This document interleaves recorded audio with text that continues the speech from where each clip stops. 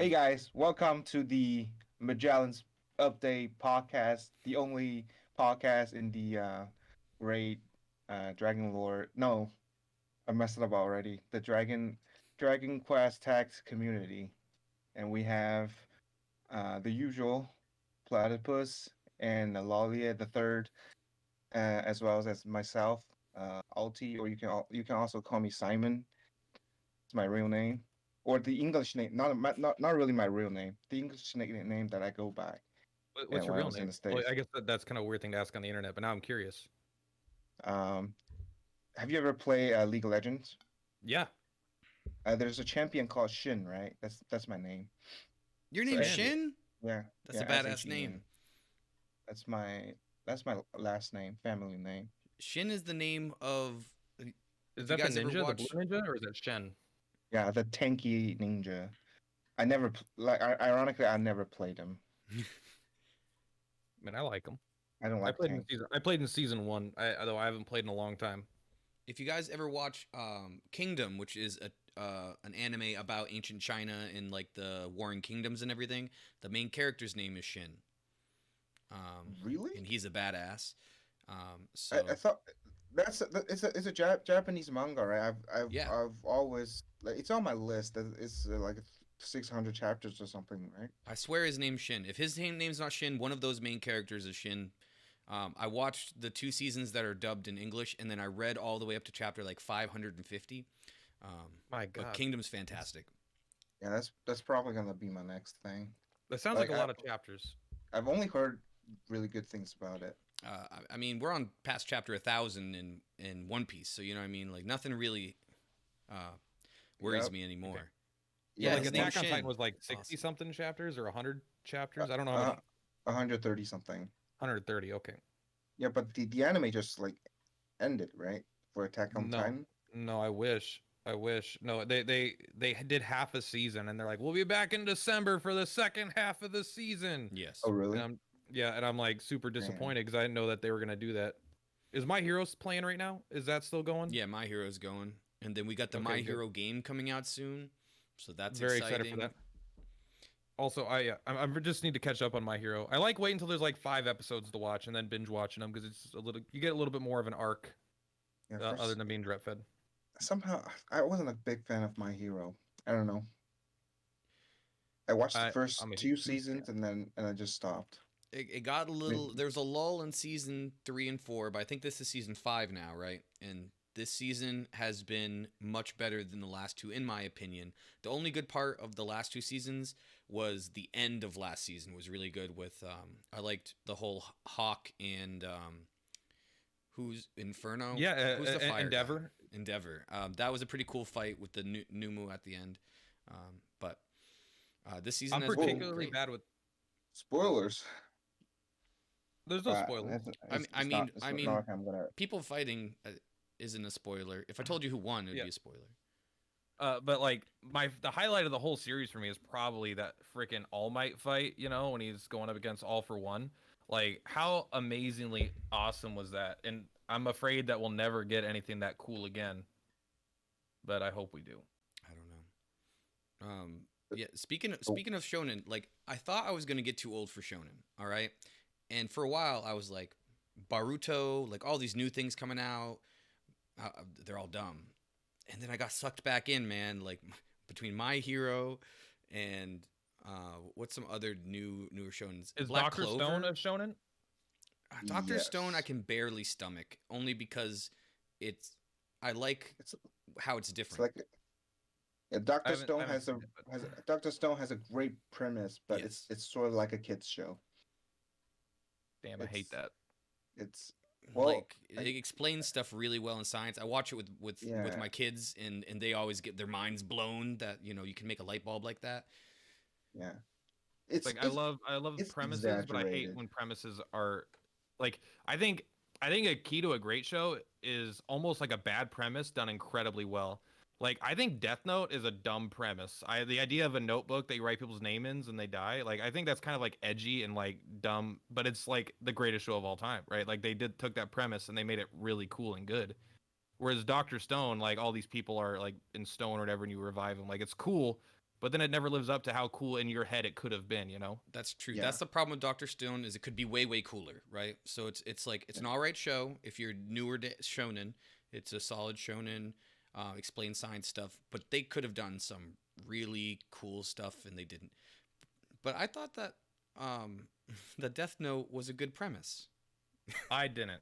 Look at every time like there's a show that I love, like a lot of times I think it's because it has a bad premise and it blows me away. Like I think Attack on Titan is like kind of a dumb premise, almost because of how silly the monsters look, right? Like I think we've all kind of been like, all right, there's monsters and there's good guys in the cities, but it's the what they do on the premise that subverts your expectations and that I think makes the show good almost. And I thought their premise was fantastic. All right, they managed to combine Gundams and zombie apocalypse into one. Yep. Yeah, Well, I mean, I think it's good for the wrong reasons. I'm like, oh, that's like it's one of those like, oh, that's like a meme, right? But like it, then they take it and they're like, no, this is serious and it's really good. It's like Coke coffee. No one took it seriously, but then it's like the best thing of all time, you know? I'm not convinced. Just I'm a Coke guy myself. Also, Juju Kaisen has been really good. It surprised me. I didn't watch it at That's first. a pretty good show, yeah. But yeah, Yeah. I think in terms of like thinking about premises, I think it really eventually just comes down to like how do you define it? Like most people just think of it as like how unique the premise is, and you view that as a good premise, like Minority Report, something like that. Yeah, that's And fun.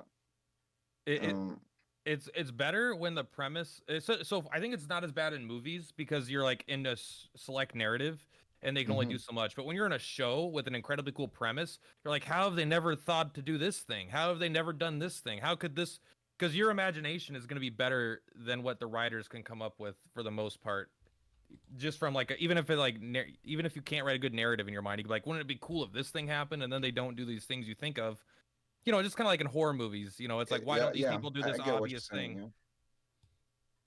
But so I'm not saying good premises are a bad thing, but I will say that it makes it harder for a show to live up to it. Pac Demon is talking about voice acting, and that reminds me of looking up something. So I just got Dragon Quest 11 last night, and I've been loving it. I played like a few hours, and the voice acting, like the characters all sound British, but like little crap, like Are really crappy British are you playing in accents. they kind of do that. Like Yangus is kind of like that too, right? He's like super, So I'm just wondering, oi governor. I think Dragon Quest so always takes place in Europe. So, I was just wondering like if they were like real British voice actors or just like American actors pretending to have a accent. Well, I think it's kind of all over the place in Europe. Like Rom, I mean, I don't know how far you are. I'm not gonna spoil anything, but like Rom, he's like speaks Scottish. I know Hedrick, you know, he's like with the king in the beginning. He like they speak pretty good English, but then there's like I think like Veronica is more British and stuff. So I think they Okay. kind of go all around Europe. Yeah. As far as the Western dubs of the video games that have had talking, they've all, in my experience, been I wouldn't say British, but just all of Europe, right? And the world map is all like different regions of Europe, kind of. Also, I don't know if it's a fun fact that everyone knows, but Dragon Quest 11 English is the original voice acting for that game. It didn't originally have any voice acting in the Japanese release, so they recorded it just for the English release, and then they went back and made Japanese voices for it. That is really interesting. Well, that's a really fun fact. Yeah. I have another fun. You just assume that they're gonna dub Yeah. the original, which Yeah, is I Japanese, just right? love that Sylvando in English is the real Sylvando. That was the original voice of Sylvando because he's my favorite character in any Dragon Quest game. But what was your fun fact, Lolliet? Oh, my fun fact was, "Coal blimey," which Oh, blimey! which is obviously a very is a Scottish or Welsh kind of voice.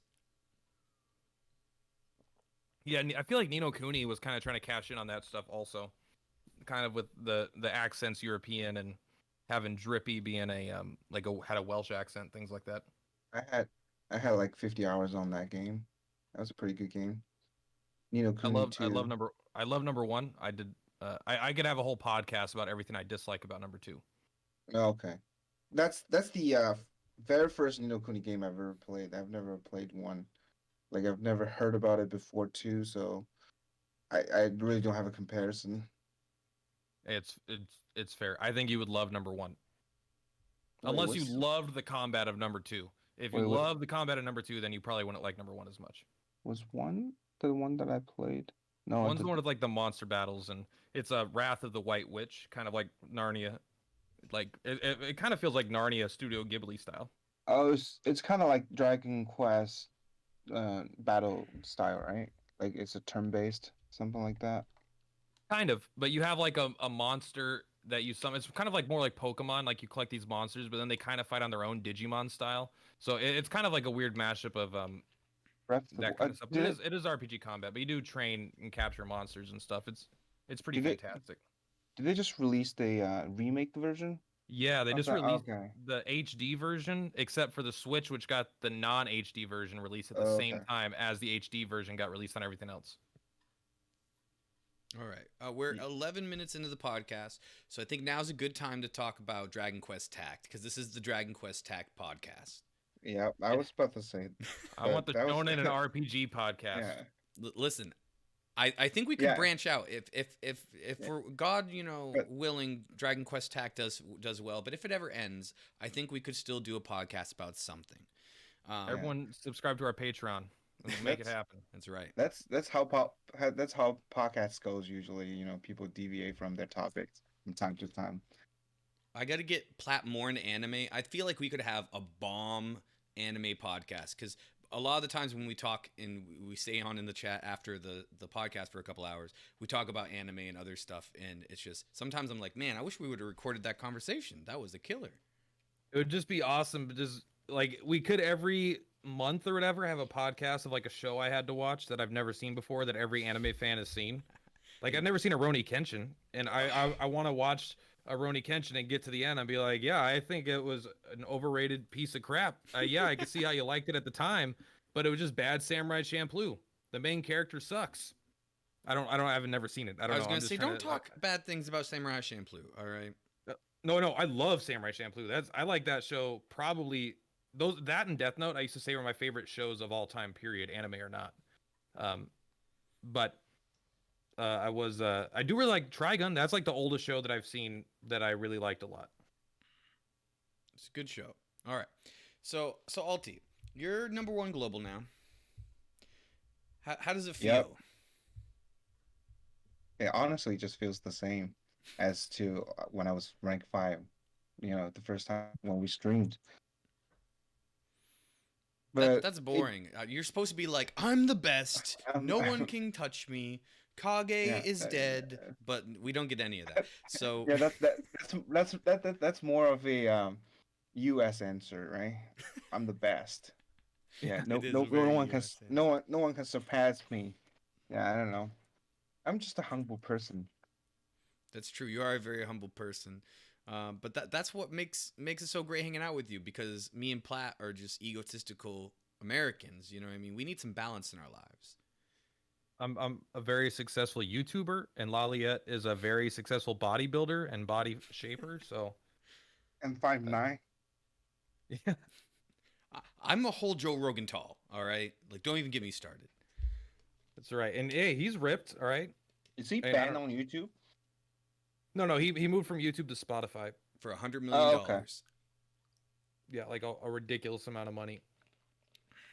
Oh, I mean, I would do it if Yeah. Spotify called me. I would go over there for $100. Like we're moving from Twitch, we're going to Spotify. $100. So do they like pay up front, or do they like give him like an Listen, annuity, something like that? I won't lie. I'm not a contract lawyer. I don't know the inner workings of the deal, but I heard he got a lot of money. And I assume that there's some reason that he can't just cut and run back to YouTube, that it has to like probably be paid over like some amount of years. Yeah, he has a Gotcha. contract. If he doesn't finish out the contract, he loses out on some of the money. Normally with those type of things, you do a balloon payment at the end. So I wouldn't be too surprised if it's, not as much money as you'd think up front. Actually, but what was really good was Mixer, right? Mixer signed a bunch of people to these long epic contracts, and then they quit and everyone got their money and got to just go back to Twitch anyway. Yeah, it's wild. Yeah. All right, for guys in the chat, I'm taller than Joe Rogan. It's a joke that is commonly used on the internet that you're a big man if you're at least one Joe Rogan tall, but he's only 5'7". Yeah, Joe Rogan's a short guy, but I mean he'd kick my ass. I have no doubt about that. Someone said to me the other day, I don't know how this came up, but because I used to be a mixed martial art fighter, they're like, "Would you fight Joe Rogan? He's 53, right? And you're 30." I was like, "Hell no, I would not fight him at 53." Like at one point, he had the world record, I think, for the hardest kick. Like think about that. Yeah, Like I watched I him mean hit a if bag, you and he would break me in half. I've watched the videos of him like doing reverse roundhouse kicks, and it sounds like a fucking gun going off. And I'm like, all right, yeah, he's still actively.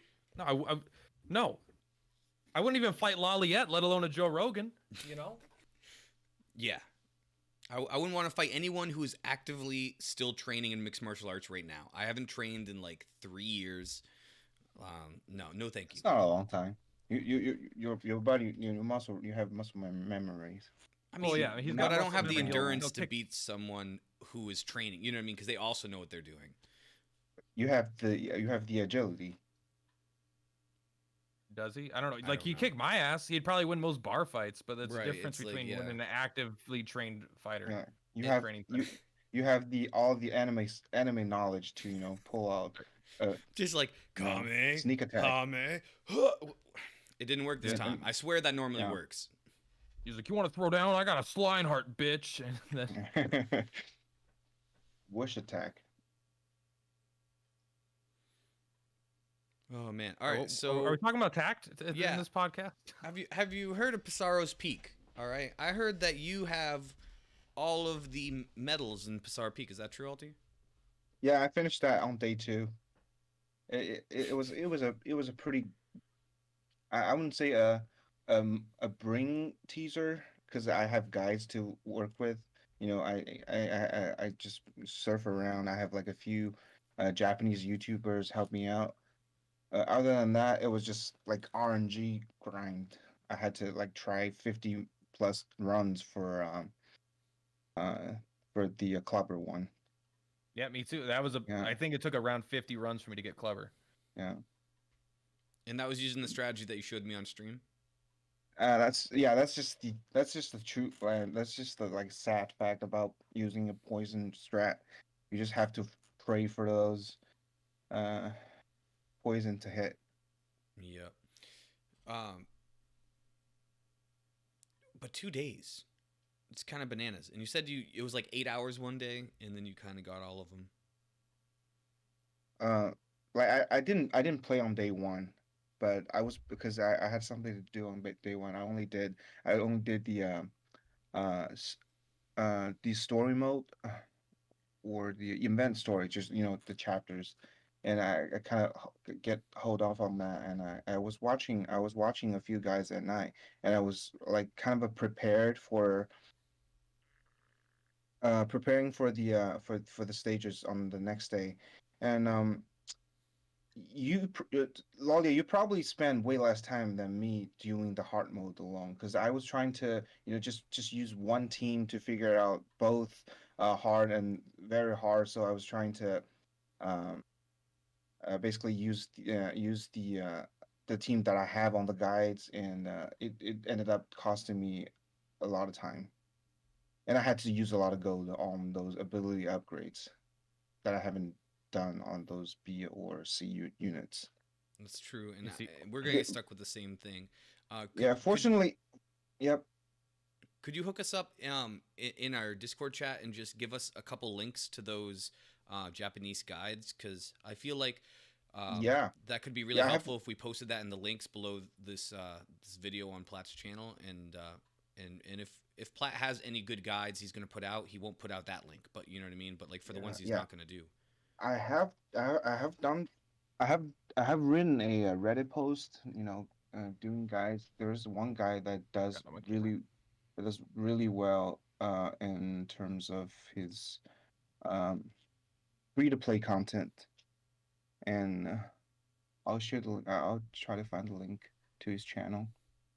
And I have two guys who does free to play content, and I have one guy that just kind of go with the flow, just use whatever team that he has, and some of those comps have S ranks, which aligns with more of my situations because I sometimes I wish I had, I would I sometimes I wish I could use my other S ranks other than Zoma and Dragonless True Form, but I just like I just didn't want to spend too much time I just didn't want to waste too much time on stages if they ended up not working well. I hope that makes sense. Yeah, it's easier to use a guide, but the cool thing is you were using guides that are basically free to play. Uh, yeah, I would say that. I would say so. The only thing that's a little bit of a brain teaser, in terms of comparing the guides to our situation at Global is that one of the guys that had to pretty much all the guys they use monsters that we don't have yet because they came out during the Halloween event. The ghost thingy and the cover user. And Uh, weapons we don't have also, That which yeah, is like super you're annoying. probably thinking about the lollipop that gives you a bunch of health. it does everything. Yes, yeah, yeah. And It's the I didn't even know there was a very hard until I finished hard, and then I was like, oh fuck. I Mm-hmm. was like, damn, yeah. it's getting harder. Like I beat it pretty easily, but I was like, all right, at least there was like something, a little resilience. That's a good balance. Laliette shouldn't be too mad. Because I remember you said you hope it's not super hard, and then I saw very hard, and I was like, oh my god, this is just gonna be progressively harder EX fights. And that nightclubber one, I went with that one first because that was the hardest one on hard, so I knew that very hard would probably be the hardest one. And I finally and found a really good strat. Yeah, are you gonna and make a Nip, video for that plat? I already did. It's just not out yet. I was gonna put it out today, but YouTube wouldn't let me download the thing I needed to. But point is, it'll be out tomorrow morning. It's still poison. It's still another fucking poison strat because obviously every hard boss with free to play units is gonna be poison strat that you could work it on. But it works. Get your King Bubble Slime to +10 Venom Breath, everybody.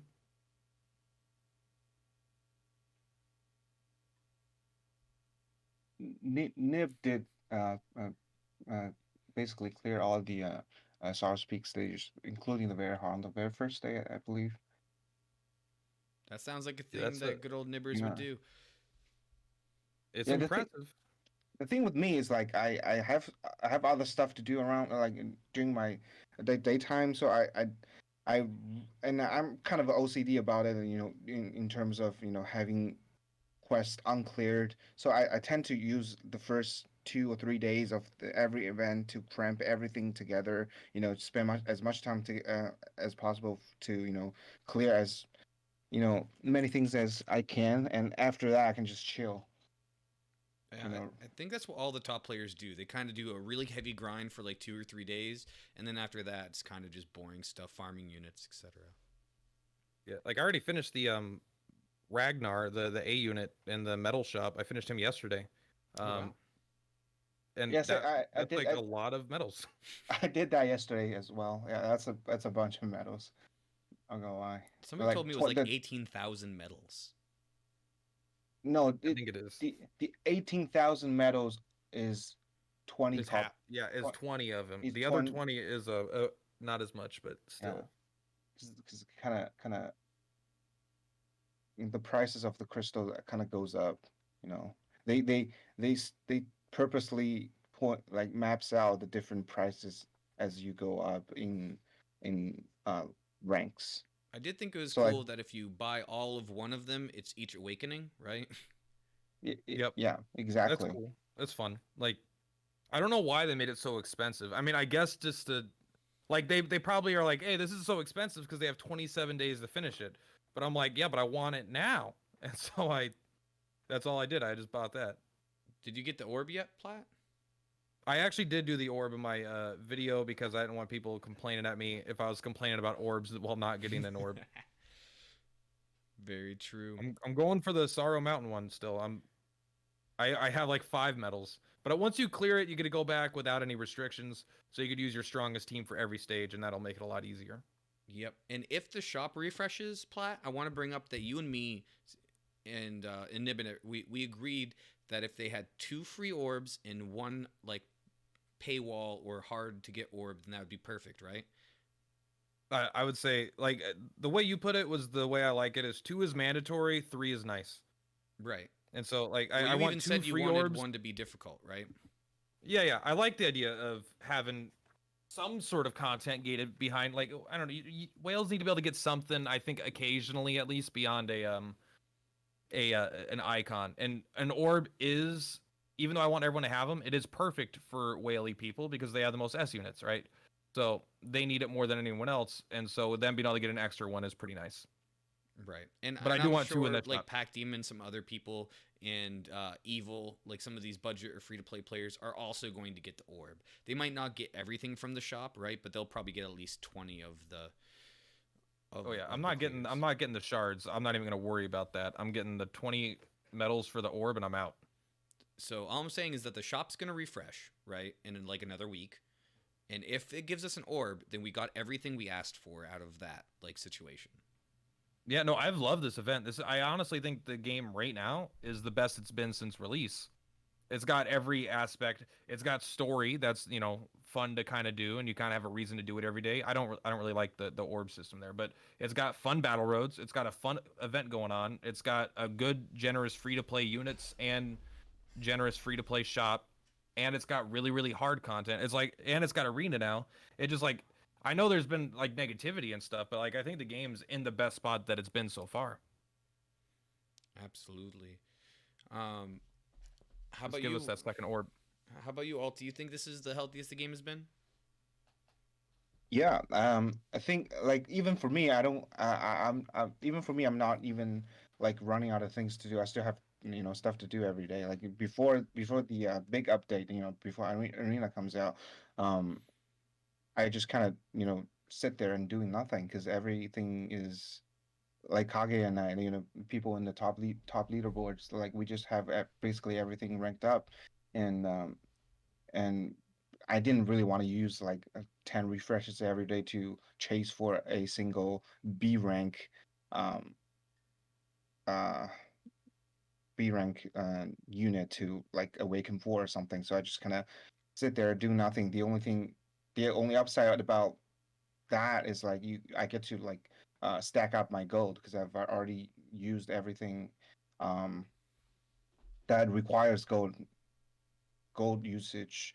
Um, aside from just being a gambler and just dump goes on the weapons, which I the weapons alchemy, which I usually don't do. I usually just do 30 times a week, just to complete the weekly mission, and that's about it. um so after the update comes out, I have the one thing that I'm like super glad about is that I get to use the passive experience again, because before that I ran out of things to level up, so I just wasted all those passive experience, right? And right now I've always have I will always I'll Jesus, I can talk fast like you and Platt, so I have to slow down a little bit. I cannot um I could not level up anything before the update because I didn't want to use an actual orb on the regular Hmm. um S units. So after that, I could, there's a far one of those one of the things that I'm glad about they brought S6 earlier than the Japanese server is that I get to level up units more, and I'll never run out of things to level up because once I get to the point where everything is max level, I can just find a random one or two random A units that haven't ranked up to A6 yet, and I'll just do the same process over again. And I haven't run into I have not run into that problem just yet. So overall, I think it's a great update, and I don't run out of things to do net necessarily. I'm pretty sure that the majority of the player base have something to do, and that's what the game is all about. Just continuous grind, and um, even if you're casual, like you'll have something to do after all. That's Yeah, my take. like there's less important units to grind right now is like the only downside to the event, which I think is an upside. Like you can grind like the C unit, but there's like the one dragon A unit and the rest you're gonna get from medals. But then there's like a C unit and a D unit that I think are also like in the new story anyway. So there's not like in the last event, right? There was a lot of times people were grinding like Armful and Umbra, and then they were also grinding up like Wordle and stuff. So there was like a lot of new units to grind. But I actually like that there's not as many important units to grind because now I get to spend my time playing the game instead of refreshing stamina 100 times to get some unit for CP. I mean, I'm still doing that, but Sea slime. Yep, sea slime was a waste. Somebody in chat said sea slime. Remember that? well, sea slime still had a better rate in the event. Was that 10%? No, sea slime was better than that. I think it was 20. Have Frozen you guys cloud is the 10%. Like, have you guys noticed that the rate of the rank up quests got increased a little bit, or is that just me? Well, they said that we get more irises. I don't know if they said anything else about it. Yeah, like I've gotten like 4 irises in a row one time. That's pretty good. But you still need the amount of irises we need is like I can make a whole video on. I'm even more upset about that than orbs, but at least they're farmable, so it's like I can't really complain. But like we used to only need 6, right, to rank up an A unit and an S unit, and now you need like 20. You need a total of 19 to rank up an A and an S, but you also need 1 to rank up a B now. Yes. So you just need so many irises.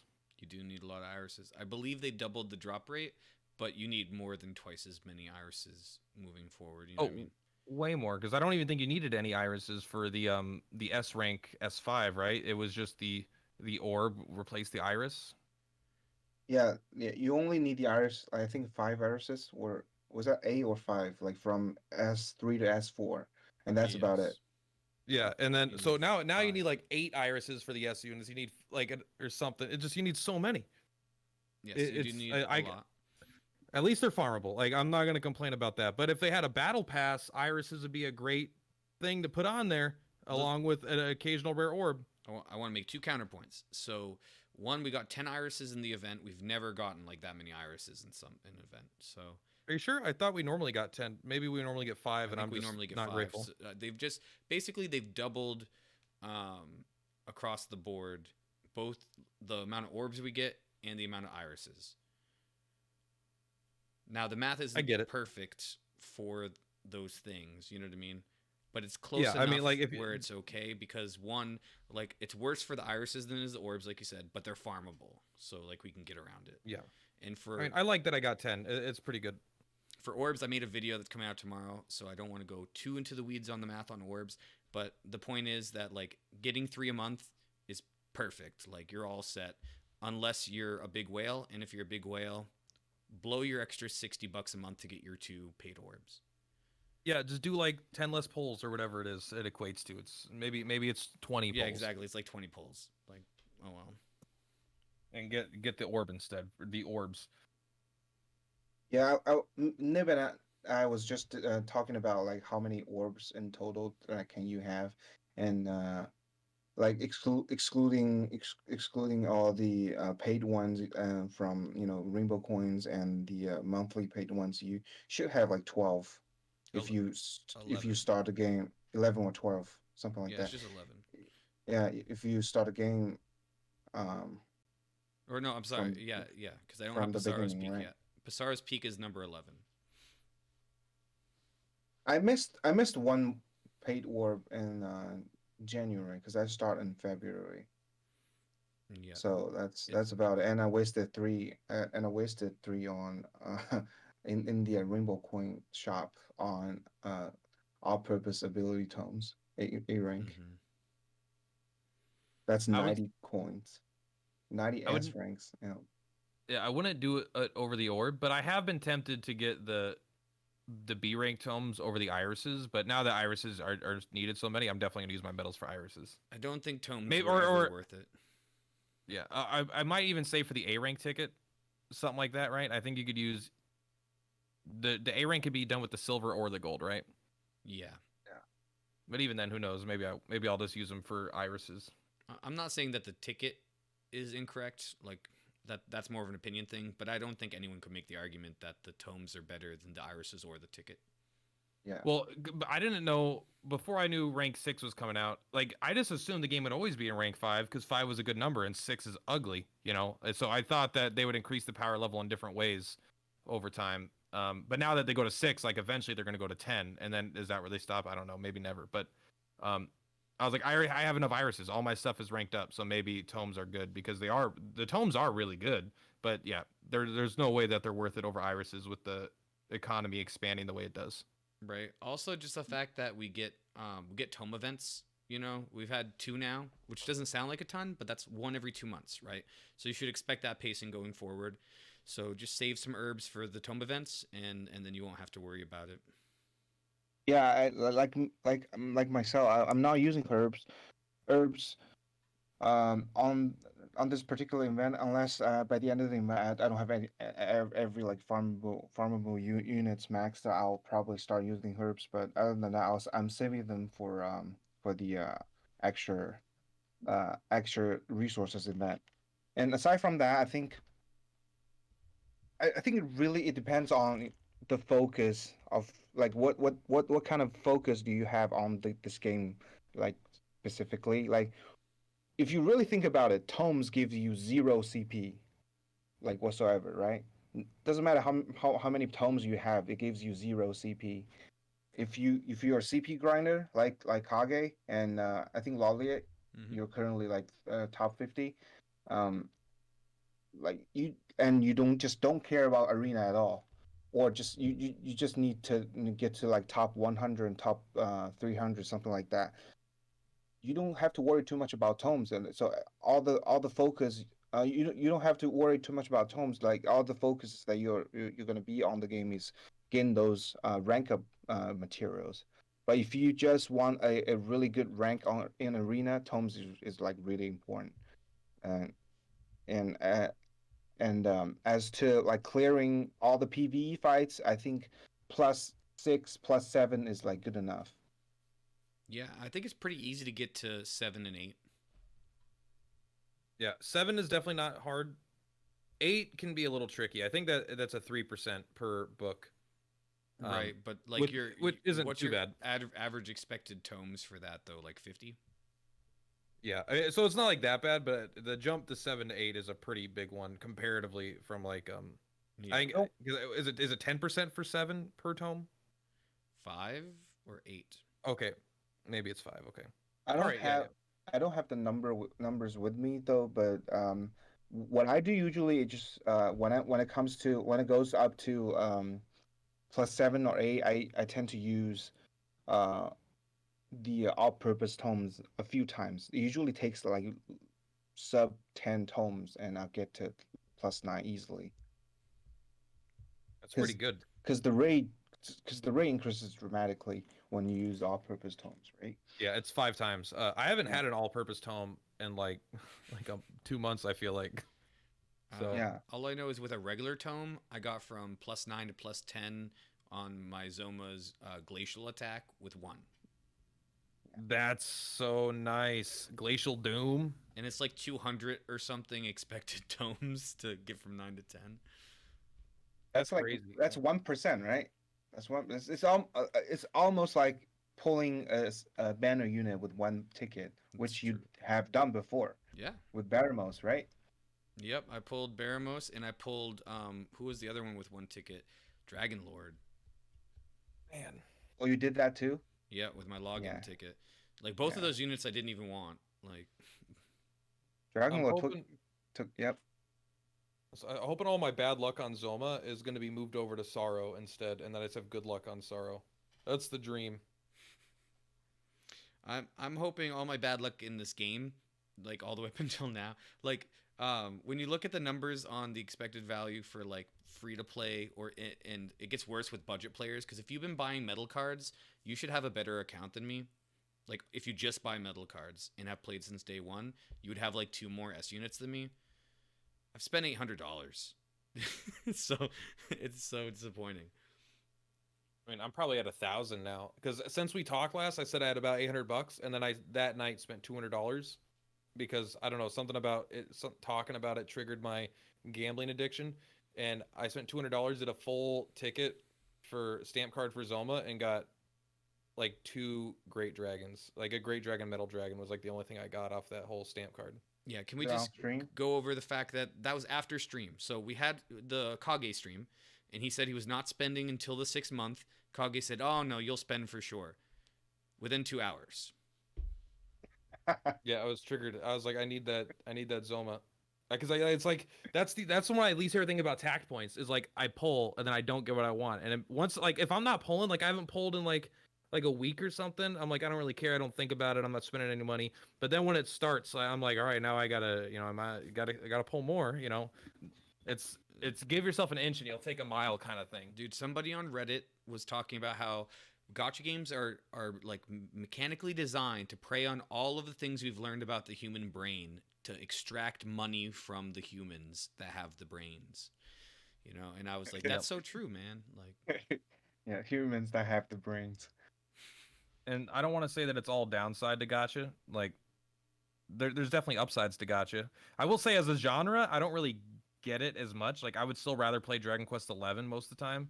But the upsides to gotchas is that typically they are more casual, aren't as time commitment, and it does allow people for free to play an IP that they like, and see characters they like. Like you could, like I'm almost envious. Like I know I'm a content creator and I like doing all the top end stuff in this game, but like I'm almost envious of someone that just plays like once a week and just checks in, like, hey, some free stuff, and they do some polls and maybe they get something, and then they just kind of go through the story and grind stuff, and it's just like a toilet game for them or something.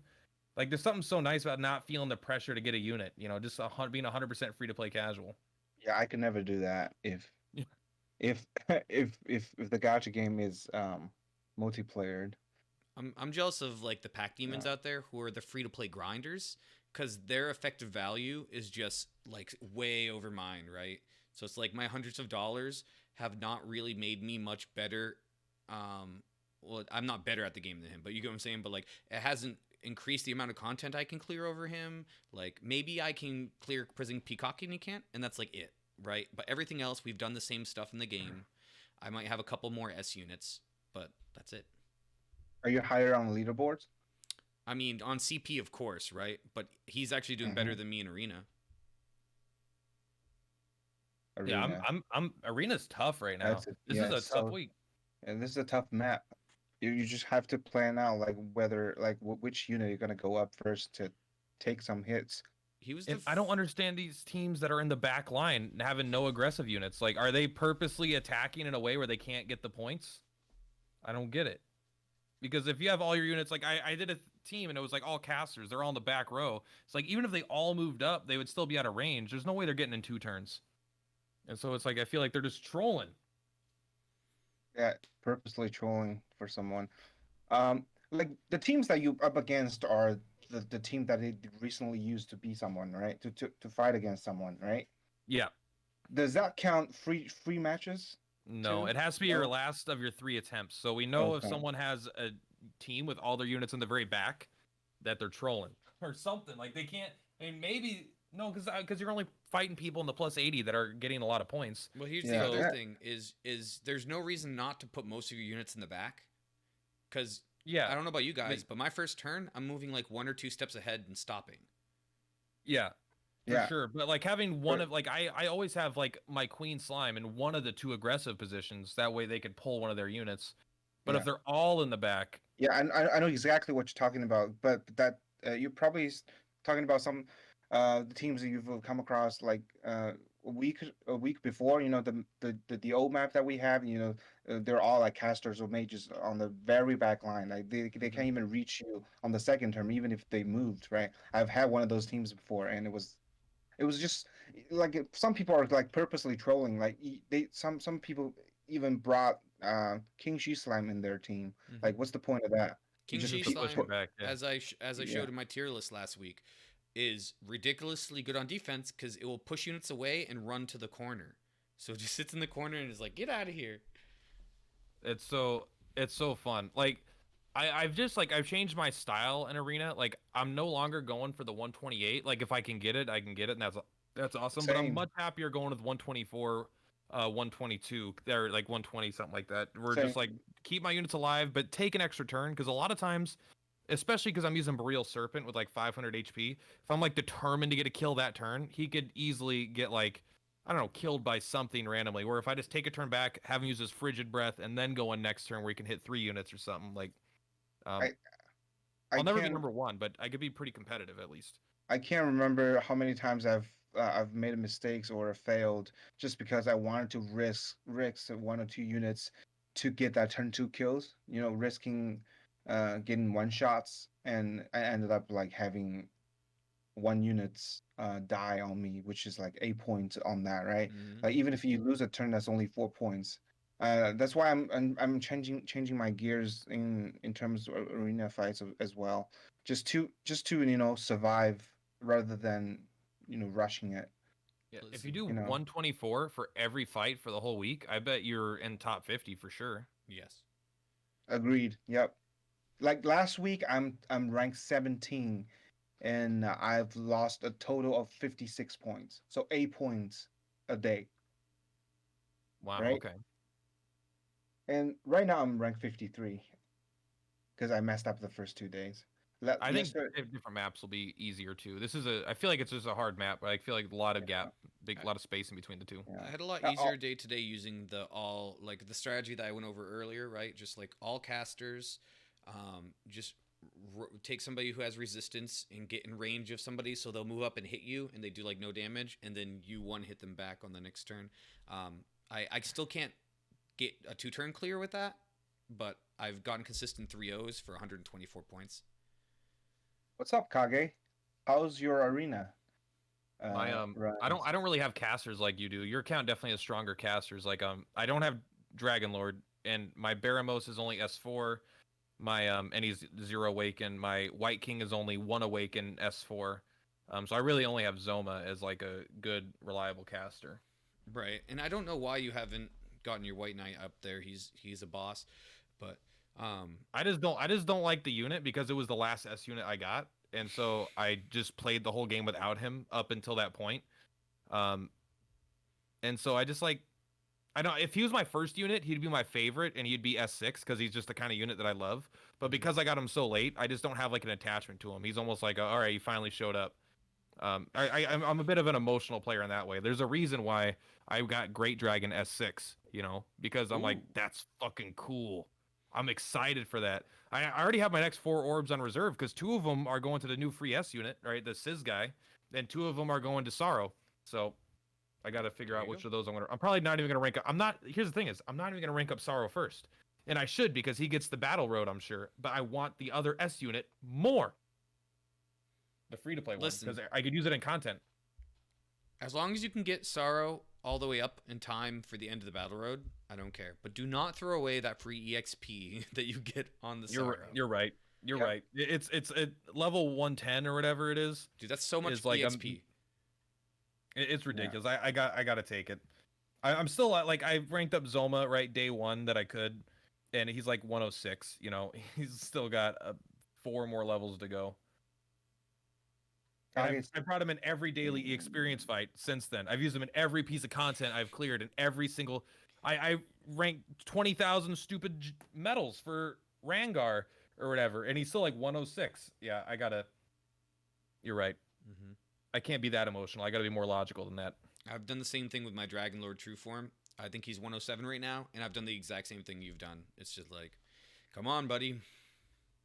And it doesn't even like the amount of experience or like stats they're gonna get are not negligible, but it's like I mean I guess for Dragon Lord it's just straight up damage, right? Every level is gonna be a bigger damage boost than the level before when it comes to breath attacks. I don't know. Absolutely. It's a lot of experience you need, but it's also it feels bad to have a 106 unit instead of a 110. So let's talk about Twitter. All right. So there's a Twitter event, our first one. I'm Really? very excited. Yeah. So do you want to read that plat? Absolutely. Let me pull it up. I'll give you a I second got it right to here. pull it up. Notifications. Boom. All right. Dragon Quest Tact is headed to the Legend of Zenithia in a special Dragon Quest IV event.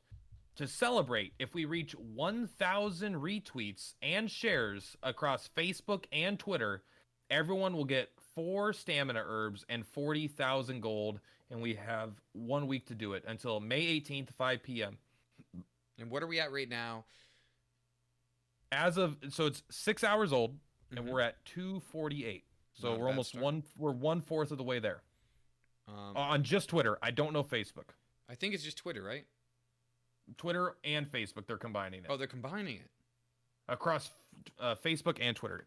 Dragon Quest Tact Facebook. So you heard it. We can do it on both, guys. So if you did Twitter, go on Facebook. That Doing means it right now. Do the Facebook. we only need 500 people. That's 500 people, all right? And in this, on average, we get like 350 to 500 views on the podcast. So you guys can literally make this happen. 4x stamina. That's kind of meh. Facebook 40,000 has gold is 46 shares. definitely worth a retweet.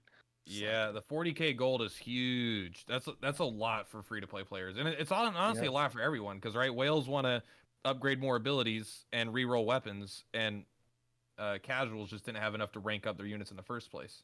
Listen, Platt, how much gold do you have? I'm at 20,000 right now. I think We need I the don't know my gold, phone's at. all right? If me and Platt aren't considered whales, you know what I mean? Even on the smaller end, like, we need gold, so everybody else needs Yeah. gold. Everybody outside of the top, 1 in a million or whatever, they need gold. How much gold do you have, Ulti?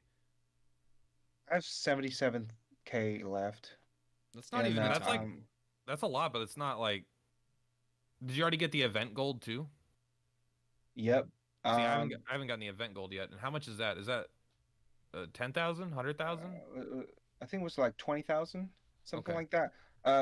10 to 20. I haven't gotten the 9,999 Of course, one yeah. yet. Yeah, but I did clear out that in DQ3 event, so I'm planning on to do the same. That's wild. It's something that it's Just just like a meme. It sounds like. it's like I'm just like really OCD about stuff like that. Yeah, he doesn't like to If give I- up effective value. Why can't you be OCD about my account? All right, it's like yeah, but mine's at 9,000 still. Doesn't that bug you? No. Better do something about it. What are you gonna do about it? Yeah. All right. So I wanted to talk a little bit about the new content creators. So to set the stage, right? The OG content creators is like I view it as like graduation classes, right? It's me, you, Mad, right? Yes. Shark, and Jax, rest in peace, right? I think we're the ones who are still here. And then there's people for other languages as well. Yeah, that's Tuki, what I was gonna point out. right? There was someone else in a different Tu- language Tu- that was Tuki is probably like Spanish? Mad. Him and Mad are the first two. Yeah. Yeah. So, I recently come across a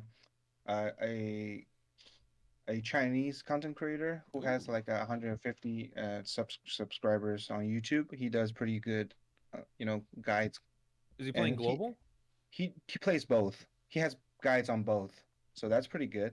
But I left a comment saying that would you mind joining the Discord? And he just said like he doesn't use Discord that often. He probably doesn't speak English, so. Right. And unfortunately, I know a lot of people watching this are like, you guys have such a narrow base of people you talk to and all this stuff. And it's like, we have been reaching out to other people, right? Chase is going to be on next week. But we've had a lot of people who don't fluently speak English, who are big members of the community, who you wouldn't think because they type fantastic English. All right. So a couple of these would be Evil, double question mark, right? Oh, yeah. Just name a couple guys. Big difference from written English and just be able to talk freely. Right. I think we take for granted the fact that, like Alti can speak fluid English because he came over to America to go to school for a while, but it's not the norm in the world. You know what I mean?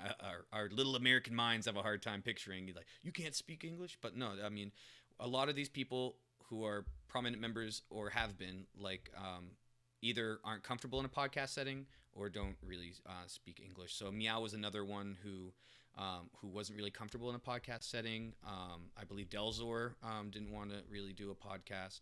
So we have reached out to a lot of other people, but we're limited by what they want to do. You know what I mean? We can't force people to come on. Yeah. Great. I mean, I must have such a big ego. Like, I love being on a podcast talking. The idea of someone not wanting to do it kind of blows my mind. But it just shows like not everyone is like, not everyone wants to be a content creator. It's not a drive or desire everyone has. Yeah, and I think we are kind of like egocentric. You know what I mean? So it's one of those things. And yeah, I did talk to Pac Demon, and I believe we're going to try to squeeze him in someday. Is the plan. Squeeze him into some tight jeans. If you guys saw his sick beard in his video, all right. Oh my God, was that Pac Demon? That was Pac Demon. He Is that shaved what the his beard YouTube channel is called? immediately because he's an idiot. I mean, that's one of the best beard I've seen in a long time. Like, I'm not gonna lie, he's the most attractive content creator now. Yeah. He says that maybe you are, but I don't know. It's been a few years, Laliette. I don't know if you still got it. That's I right. I'm think gonna have to start taking my shirt off to freaking get some views over here. It's like I'm gonna look up Pac Demon right now. Is that the name of his YouTube as well? I'm subscribed. I just don't Yeah, remember. Pac Demon. Yeah. Hasn't released a video in 4 days. Pac Demon, get on it. Yeah, he just said that he's working on some videos in the chat. I also want to take this time, speaking of subscribing, and Platt, to bring up the fact that when he first made his video recommending people to come watch other content creators, including me, in the video it showed that he was not subscribed to my channel. Yeah, you're right. All right, the thing is, you showed up on my recommended feed. I didn't have to subscribe. I watched every video. All right, I'm subscribed now, Laliette. Release more than one video a week. All right, let me find you. Pac Demon seems like a really nice guy who also seems to be rather like mathematically talented and maybe intelligent, and then he also seems attractive. That's annoying. Like shut the fuck up. I won't lie. Stop I all was that almost shit. immediate. I saw his video and I was almost immediately like intimidated as a content creator. I'm like, he's coming for me, man. Dude, All he I has to felt do like I is had put to in hide the my work. wife, dude. I was like, get in the other room. Don't be watching this video. His audio was on point. His whole look was on point, right? He spoke clearly with good information. That's Yeah, an I mean- intimidating Western look. Yeah. How much do you spend on grooming gears every month? That's a good question. Not for me, because obviously everyone could tell I spend zero. I buy body wash to use as shampoo because it's only $1.98 a bottle at Walmart. All right, that's the kind of person you're dealing with when you're talking to me. So yeah. So then there was the Gen 1.5 for content creators. All right. So that was Chase and Kage, and I can't think of anybody else. Anybody else that we should throw into 1.5? Oh, they're absolutely. What was the guy that was here for? I swear to God, it was 2 days. He got the content creator role in Discord after having a video and a stream, but I haven't heard from him. Talking about the since. Bell guy. Was that it? Was that? I don't remember his He's a name. I just streamer. remember. I think he's still streaming. I don't know. We have Evo too, right? He's in Evil's- the new gen. I was yeah. Oh, I met okay. people who've been Okay. doing it for like maybe a month and a half. But definitely Kage and Chase. And then the new gen is Evil, which is also Fulano de Tal, which I can't speak any other languages or read other languages. And so that's the same person. Then we have Pac Demon in this new gen. Oink Mints has been making videos. All right, guides. Ooh, I don't think I'm subscribed. And we're gonna announce it on the podcast. All right, the Nibbler himself is going to be making an appearance, or not an appearance, making a channel.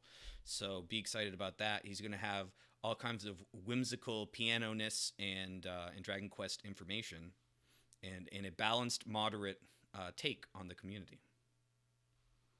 I'm excited. You know, the one thing, like, obviously I could probably give advice to content creators. I am the biggest content creator for this game. 6'4". That's right. I'm the tallest. If you're You're gonna the get OG. into you know, I don't know how it happened that I ended up. It doesn't matter. Point is, if you're gonna start making content, like, you actually want to be a content creator for the game, like, just, you got to put out semi-consistent stuff. You know, I won't say have a plan, because I don't have a plan, but sometimes, like, a lot of people will get into it because they have like 5 really good video ideas they want to do, and then they'll put out 5 videos, and then now it's week 2, and they just like, all right, I'm out of stuff to talk about. I guess I just made 5 videos one time a few years ago, you know. So just try to keep in mind that try to keep ideas flowing, you know. And you guys have to pay royalties to Platt since he trademarked it. we call them loyalties. Actually, Loyalty. as a slightly better term, people aren't as triggered by it. Right. Well, I'm Asian. I can tell the difference between R and L. So Well, that's more if that's anybody more a needs video Japanese ideas, problem. hit me up and I'll give you some video ideas. I don't have the time to make the videos, but I have so many video ideas for you. I'd love to help you guys make more content for the community so I can make less content and not feel bad about it. Because for a while, Hey, when Jax I'll left, make I the was videos. scared, man. I was like, there's nobody coming out. And then thank God these new like 4 people are coming and making some content and taking the heat off of Platt. Because for a while, it was like just Platt on an island because DeSiga kind of distracted Mad for like a week. I know he's back and making regular content now, but like for 1 week, it was like, yo, what's going on? Yeah. Um, and it's like my content, the style of my content is because I'm trying to do a video every day for the foreseeable future. Is Mhm. it's not just like rushing out all the new content, right? It's like if this event's 3 months, I don't want to have everything interesting in the event done in the first week. Like I want, this battle to come out, then I'll do like a unit review. But for anyone that's making content, I guess is some advice is having at least one series or something that you don't need to think about on a weekly basis helps out so much. Like if I just have like unit review, for example, if I want to do one unit review a week, that takes a little bit of I don't need to think about what am I doing on Wednesdays. I'm like that video's done. Having a podcast like this helps a lot because it takes care of a video of a week. So not every video needs to be a well-written essay of deep thought. Like you can if you can find some series, some ways to take some of the workload off, that helps a lot. But I'll take all those video ideas, Lollyet, by the way. They're coined by I get me. you. Dibs.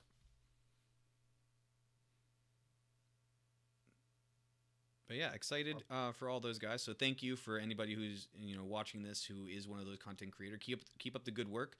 I've been using everybody's guides they're putting out, information about different stuff. Just enjoying people's beards, normal stuff that people do. I'm just reading chat, and and Kage is saying that he did a 108 in arena, and I think Kage. You did the same thing that I did yesterday. I got in 108 as well, and I didn't account for the agility increases for beasts. So the Hell Lion just kind of demolished my Boreal Serpent On right turn next to 2. him on turn 2. Yep. Yeah, that's so annoying. Yeah, I that's don't know my why the plus 20% kicks in on turn 2. That's when that's it's important, I guess. that's weird. I think the development always think that everybody has a turn 1 setup, so you're not supposed to like do anything on turn 1 if you're like if you're attacking. Yeah, because like you could try to think like, all right, I'll try to put all my units out. That way the damage will be divided. The enemy AI doesn't divide the damage. They're gonna kill the one unit, just to fuck you up. So it's because they're not trying to win. They're trying to fuck you up. They're trying to take as many points from you as possible.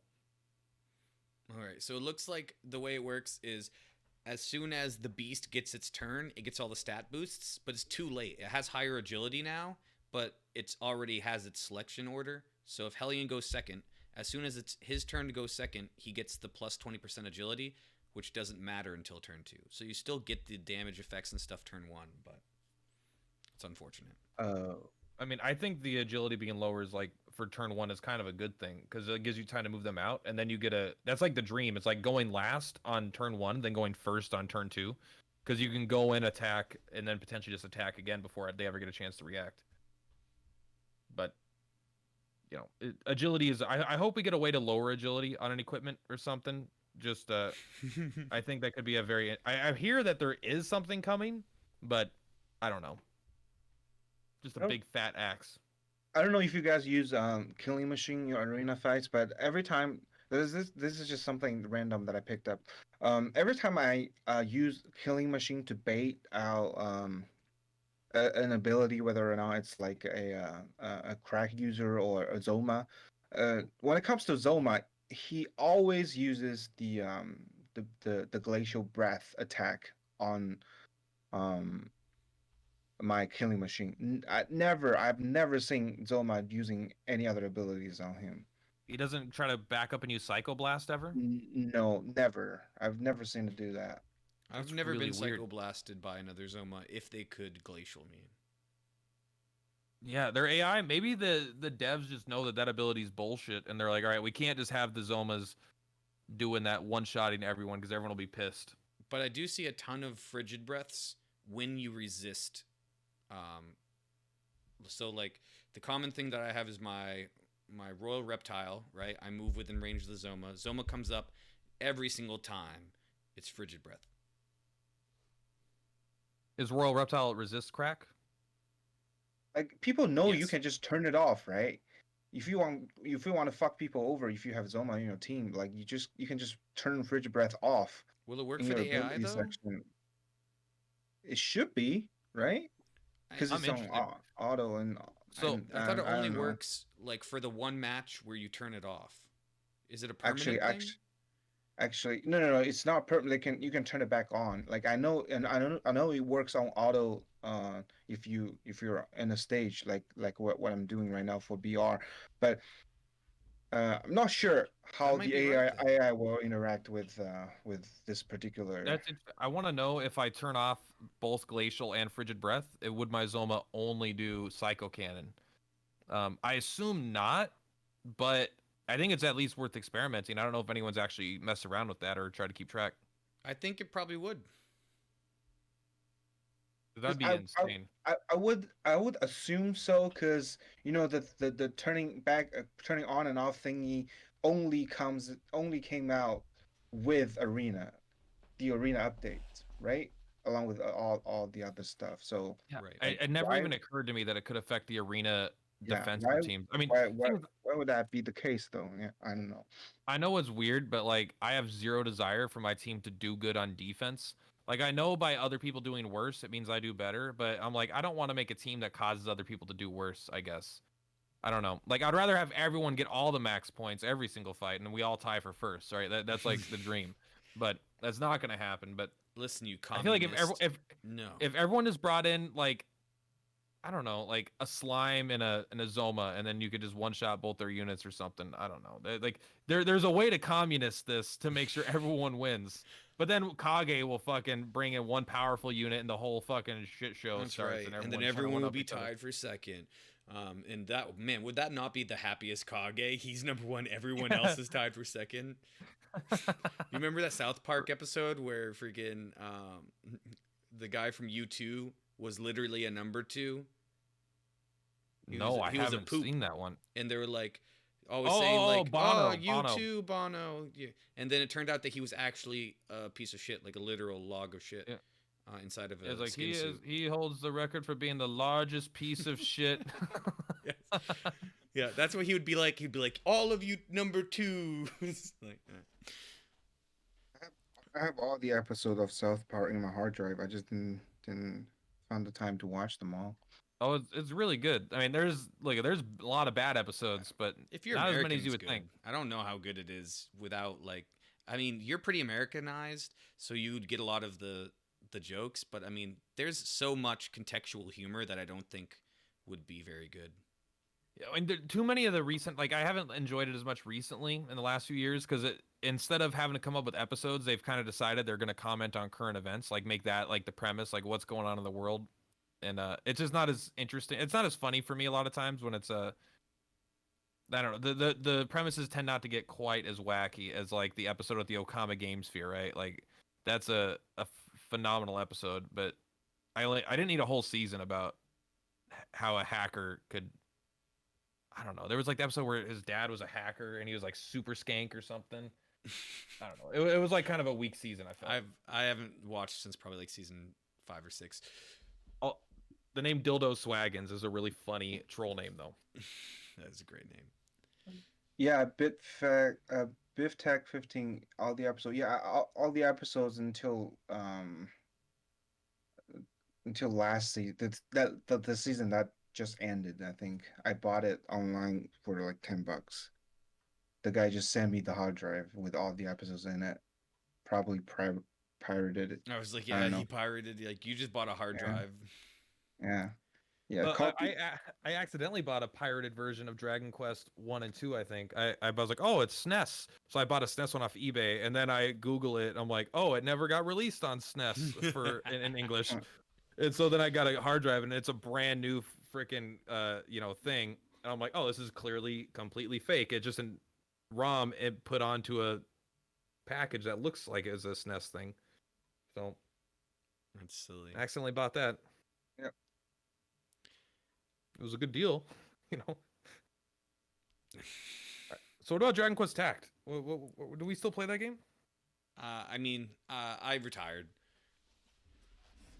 You're semi-retired. Do you remember that time, Ulti, where I was gone for 12 hours and No, you were gone more than that. it was like 12 hours, man. It must have been at You least messaged 13. me at Come on, Elliot. 11:36 at night, and I had gone to bed at like 10 or something, and then I woke up in the morning and I saw that there was messages in the group chat, but I was like, oh, I'm got to get to work and all this stuff, and then I think I checked it at my lunch break, which my lunch break is right around 11:30, so it was like perfectly 12 hours, and somehow you had gotten like Kage going, and somebody made a milk crate. Milk carton with my face on. That was pretty. That was pretty funny. I was super worried, and I thought you jaxed us. Oh man, you've just been jaxed. That's still a traumatic experience for me, man. Like I haven't gotten over that. I wish. I'm not he over would have it. said You goodbye. laugh to stop from crying. Right? Like just say goodbye. Like we know he's out there watching. We know he's out there watching. I feel like he's in the chat, man. Like. Is there really someone named Nibbles Dragon? I mean, come on. Baby, come back. You could blame it all on Nibs. I've been trying. maybe Nibs and Jax are just the same person. They do sound. I made that joke before. Yeah. Because they agree on everything. Could you imagine if Nib was running 2 primo freaking like top accounts, dude? That'd be so hard to find the time for. Just one in each hand. Tap, tap, tap. Just thinking about maybe he has split personalities, and somehow the personality that Nib has just won, and Jax was forever gone. Oh my God! They both have wives. They both have young children. Yeah, they both don't like when ice cream trucks are outside their house just sitting there doing nothing. That'd make a good movie though. Oh man! So what else is new in the game for you guys? We've been doing Pissarro Peak. We've been doing Arena. Are you guys farming the story monsters? I think Kagi's like the only person who did that. I just finished farming the little DLTF. You know, the guy you guys just made a joke about. I think question mark just made a joke about. The one that the event A unit or the event A unit. Oh, I was what talking about like the hard mode story, even just the new story, 16, 17, and 18 chapters. chapters. You mean farming for the spheres? No, there's Crabber Dabber Doo is in like hard story, but Crabber Dabber Doo is also in, right? I believe so. I didn't. I got a brand new one from hard story. It was the first copy I had. I can actually check. Crabber Dabber Doo is in 18-2. Yeah, he might be in the new part of the story as well, for sure. But like I'm not grinding any of those units. I just maybe one day I will, like when I need them. I want to have one of each. That way I could look at their skill kits and and like decide if I'm going to need them for a fight and if I need to invest in getting more awakenings or something. But there's always more tomes. There's always more Dragon Quest medals. There's always something else to grind that's more important. Irises, right? I could always go for irises. I'm going to need infinite of those. Yes, there's recruitable units in the story hard mode. Yeah. So I think it was 2.1, something like that. If you check the data mined page, I can post it on chat in the chat. Yeah, I believe there's 2 B units that are new in the hard mode, and then there's another, I want to say 6 new units that are in 16, 17, 18 chapters. What's the other B unit? There's a mummy. Okay, I got to get that. I didn't know that because B units are pretty good for content. The Crabber Dabber Doo kind of sucks though. is that the new? Is there a mummy new? Oh, I think so. Yeah, the Yeah, there's the pink B one. rank mummy. There's also a new serpent. Is that an A rank? Yes, Yep. it is I a don't even budget have that yet. Boreal. You can just get one. You'll be fine after that. But for people who don't have Boreal, he is marginally worth it in the same way that Mucifer is worth it, if that means anything, right? So not really worth it, but if you wanted to, you could use that unit. I I'm like my Boreal a lot more than was Lucifer. But yeah, everybody Lucifer. likes Yeah. Boreal, but people like me don't have Boreals, all right? Us poor Yeah, Americans. I had to use massive resources, right? I used both Awakening Gems and Medini's A meeting ticket to get my Boreal to rank 5. Or Awaken 5, rather. Sorry. It's I, very it's good, though. It has like 530 attack or something stupid. pretty good. Yeah. I ended up pulling three more, two more, what do you call it, Baramos than I should have, just to get the Boreal to rank 5, and I didn't even get him to rank 5, and I ended up just using 30 Dragon Crystals on him. So Ditto. that Yeah, was the, I yeah. So that was the he's story.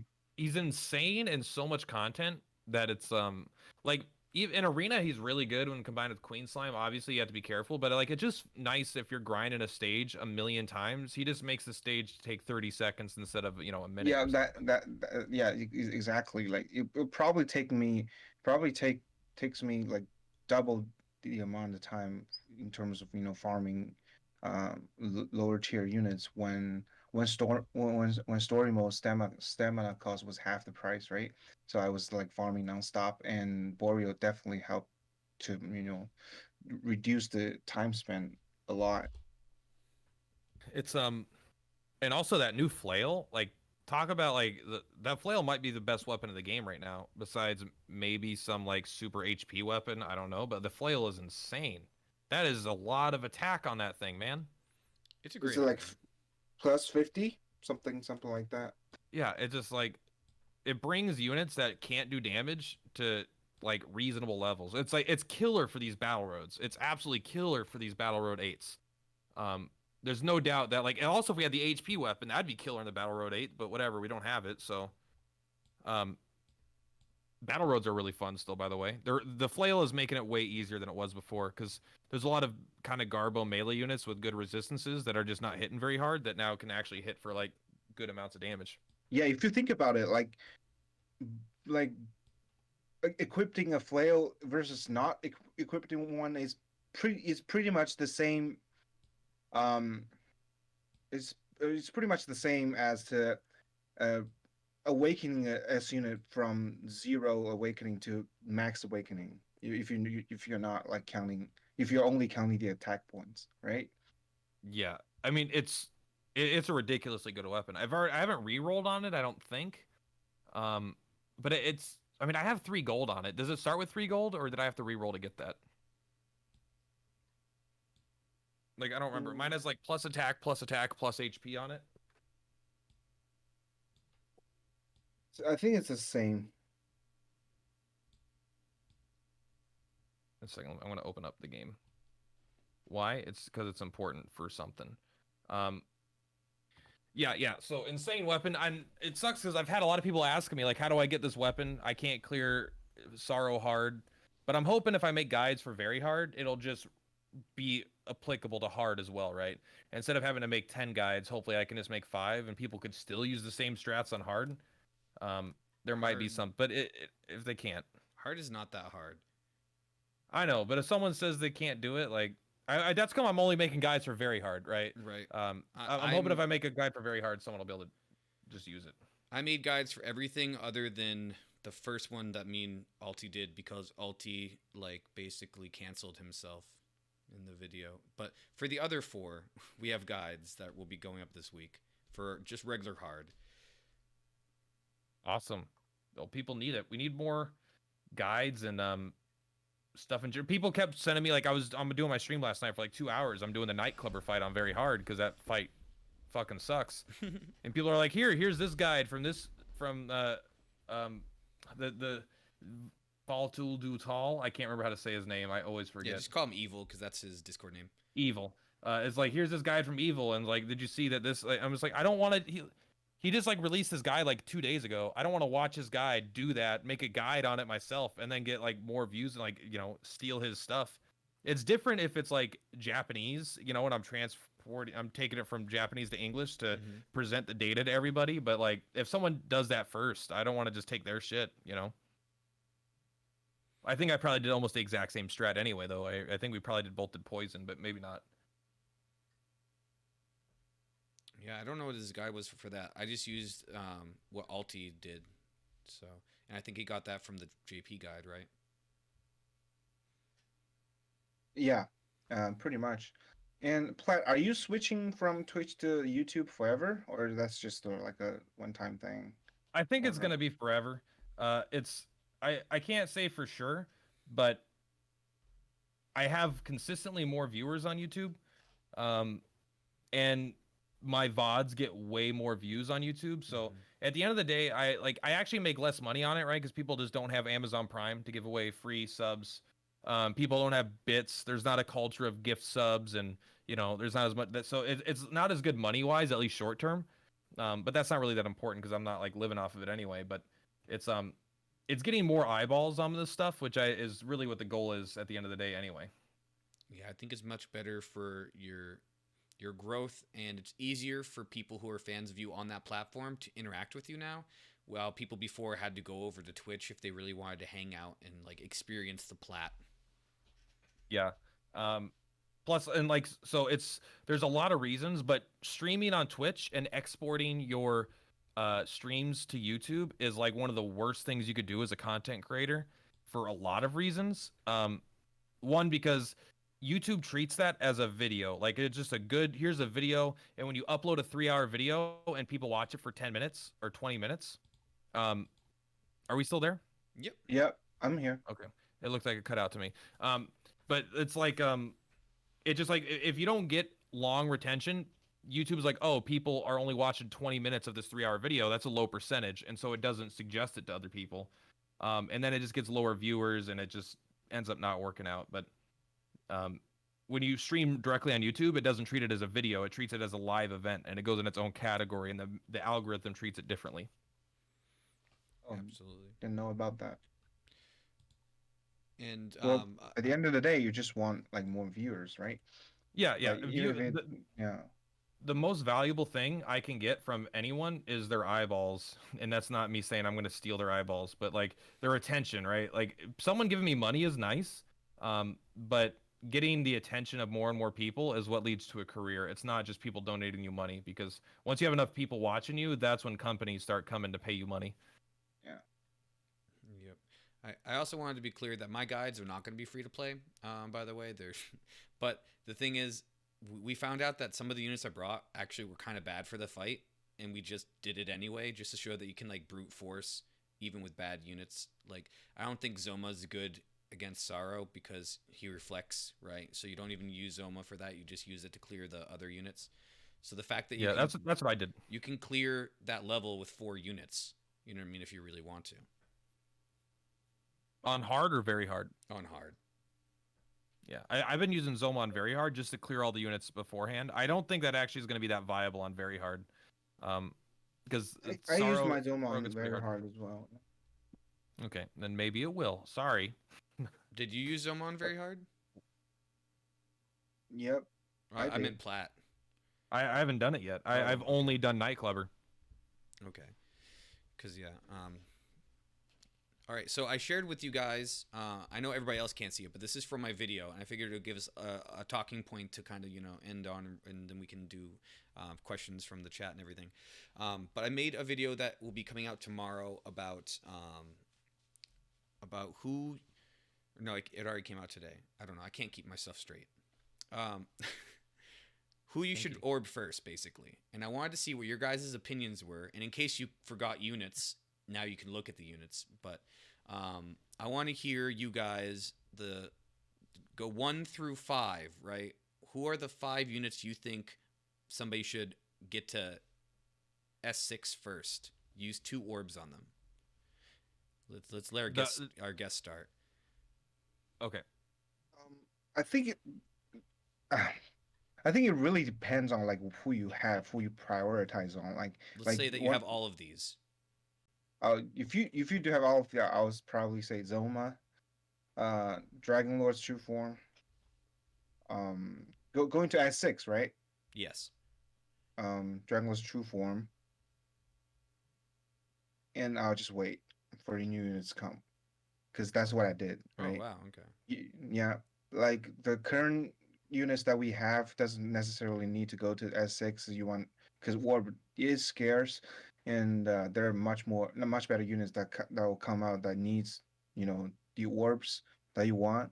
But the reality is, um, a lot of free to play players use their regular ass units as a basically the one or two units that use they use most often while playing through story, whether or not stories or clearing um, EX fights. Like take White Knight, White King, and RR for examples, right? It's perfectly fine to S6 those two units because they're decent units and they're relatively decent DPS if you don't have better units to come.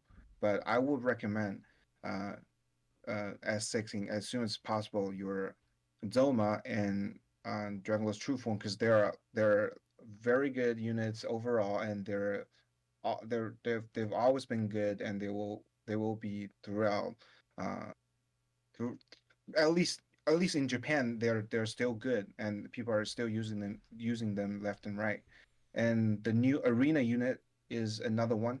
If you have enough arena medals to spare, I think it costs 2,000 medals, and it's really good if you're arena heavy. And also it's also really good in clearing other content, because it's like a free substitute for Drangler's true form if you don't have him, like we talked about in the beginning, right? Other than that, I don't really see the point um ranking up the existing S ranks, um instead of just waiting for better units to come. That's my 2 cents. That's an interesting take. And before Plat goes, I just wanted to kind of clarify. Always orb whoever you want, right? If you have a unit that you like, and I even made like a list, like if Absolutely, you yep. like them, and I put like all the people who I was like, if you like them, orb these guys. You know what I mean? Because all that matters is how you enjoy playing the game. But this Yeah, is that's why just a ranking that of someone's opinion. That's why I sixed Alina. I don't have to do that, and I don't recommend people doing that. But I just like her so much. It's probably my favorite unit right now, because I don't know, something about something about her kid just makes me like wanna. Ugh, it's so good. Like she moves really fast. She's the only unit that so far that can moves through. Use an ability and move through another enemy unit, and she moves like really far away, and she does pretty decent damage um, uh, with her A rank Fizz attack, the multi Fizz attack, and her hero ability is pretty awesome, animation wise, and she's waifu material. So I don't know. Like, if you like a unit, if you have that, whether or not it's like nostalgic reasons, or you just think one particular unit is very cool, just go ahead and do it. Like, and if it like makes you happy, then great. Like, don't ever hold back on other people's recommendations. But in general, I will recommend S6ing and Zoma and DLTF, as like most people do, if you do have those units. And yeah, Plat. All right. One, I don't have a Dread Dragon. I have a hard time believing it's worse than Nightclubber. Maybe it is, but that would be surprising to me. Or Um, they can't see the list. This is they got to go watch the video if they want the list. oh, okay, got it. Um, so I basically agree with this list 100%.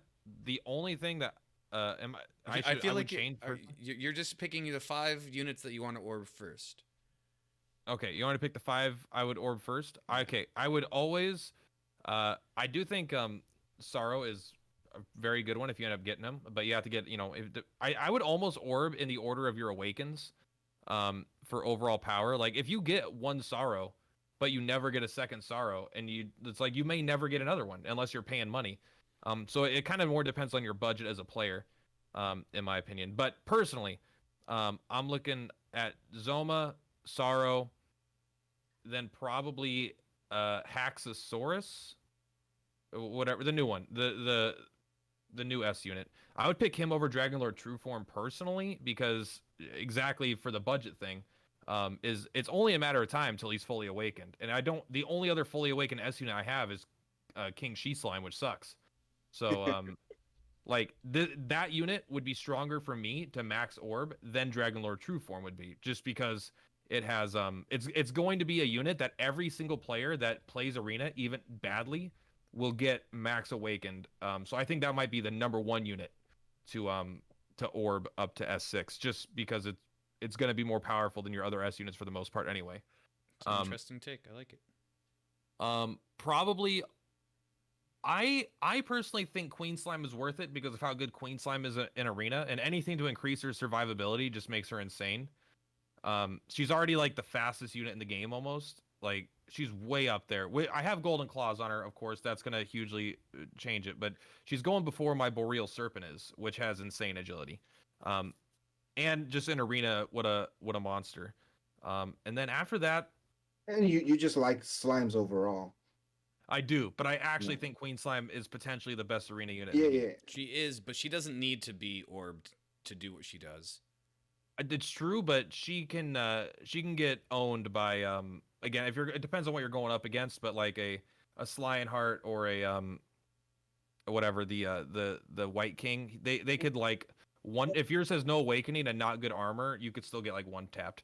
And sometimes like if you're in a bad positioning, they'll bring out White King, and then their Zoma will come up and do a couple attacks. So like I have found having closer to 1,000 HP ensures her survival. Sure. And orbs just make that easier. Again, it's probably not needed, but personally, I'm going Sorrow, Zoma. Do you have her at Sizz 110? Breath. Do you have her double orbed? She is double orbed, but she is not at 110 yet. She's She's just at working her way 10. there. Yeah. Yeah, she's like 102, but I have 0 awakening on her, and that's like a huge downside for me because I pulled to get 1, but I assumed just like I assumed I was pulling because I like slimes. I wasn't trying to pull for a good unit. And now I'm like, oh, it's a good unit, so I'm hoping to get more at the anniversary banner. And I think everyone kind of has her at like 0 or 1 awakening because no one thought she was going to be as good as she is in Arena. Yeah, and I was actually thinking about suggesting Great Dragon, but I like Great Dragon because I think that the other S unit, the Sizz Breath guy, is going to be so good that 20% damage buff Great Dragon gives him will be good, but you don't need him to be stronger. His leadership ability is not changing. So I guess for my 5th, I'm probably going to put like it's a tie between Killing Machine and White King for me. Even though it's not what I personally did, I suppose, but I think that's what I would recommend. Sorrow seems like he's going to be like the strongest unit in the game, though, so I'd probably do him first. And honestly, before White King and before the Killing Machine, I'd probably do like an Alina or Kirill if you happen to pull those guys. Right. I don't know why. Yeah, I forgot to pick Elena into this. So yeah, obviously Elena would have been on this as well. But so I like that you brought up a point that I did put in my video, which was I explained the number of awakenings that would kind of affect certain units, especially when they have movement patterns and stuff. How like my my Lionheart and my Killing Machine are kind of useless because they are 0 awakenings, so they don't have 3 movement. So I don't recommend orbing those, right? But if you do have 1 awakening, obviously they're much better. But there's some units that you don't really need any awakenings on for them to be as effective as another unit would be with their 1 awakening. Exactly. Like, Emperor Slime's perfect. He's not getting better with orbs. Like he gets more defense, but that who cares? Just give him an HP weapon. He's got enough defense. And with Queen Slime, I did say that you might want to orb once, just for survivability, but I didn't think she got much better with a second orb. And you'll let me know once you get to 110 how big of a difference it was between 100 and 110. I think awakenings would be way more important, but because I don't have awakenings and I really am determined to use the unit, I just wanted to increase the survivability however I could. how do we feel about rank 6ing Rangar? I did it because it's free EXP, so I did both Scorpion and him because of the battle roads. What do you guys think?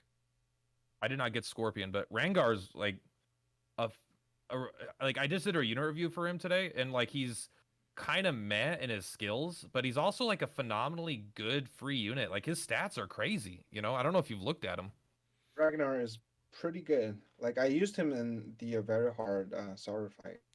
He's Like decent. He two shots pretty much um minions that Sauron summoned. And as long as he has one stack of his attack boost ability set up. so it's like And yep. no, I'm sorry, you continue. I'm talking too much. No, I'm done. Yeah. So what were you gonna say? I was just gonna quickly list his stats in case anyone didn't see my video today. At A6 max level, max awakening, he's got 884 HP, 425 attack, 353 defense, 3 movement, and 285 agility. So it's like he just doesn't fail in any category, right? I mean, who cares about his wisdom stat? He's got good HP, he's got great attack, he's got like defense isn't the most important stat, but it's there. And not to mention his first passive is the ability to randomly heal on turns like Armful. So it's like he's getting pretty good value out of that. His abilities aren't super exciting, but they do lean to each other pretty well.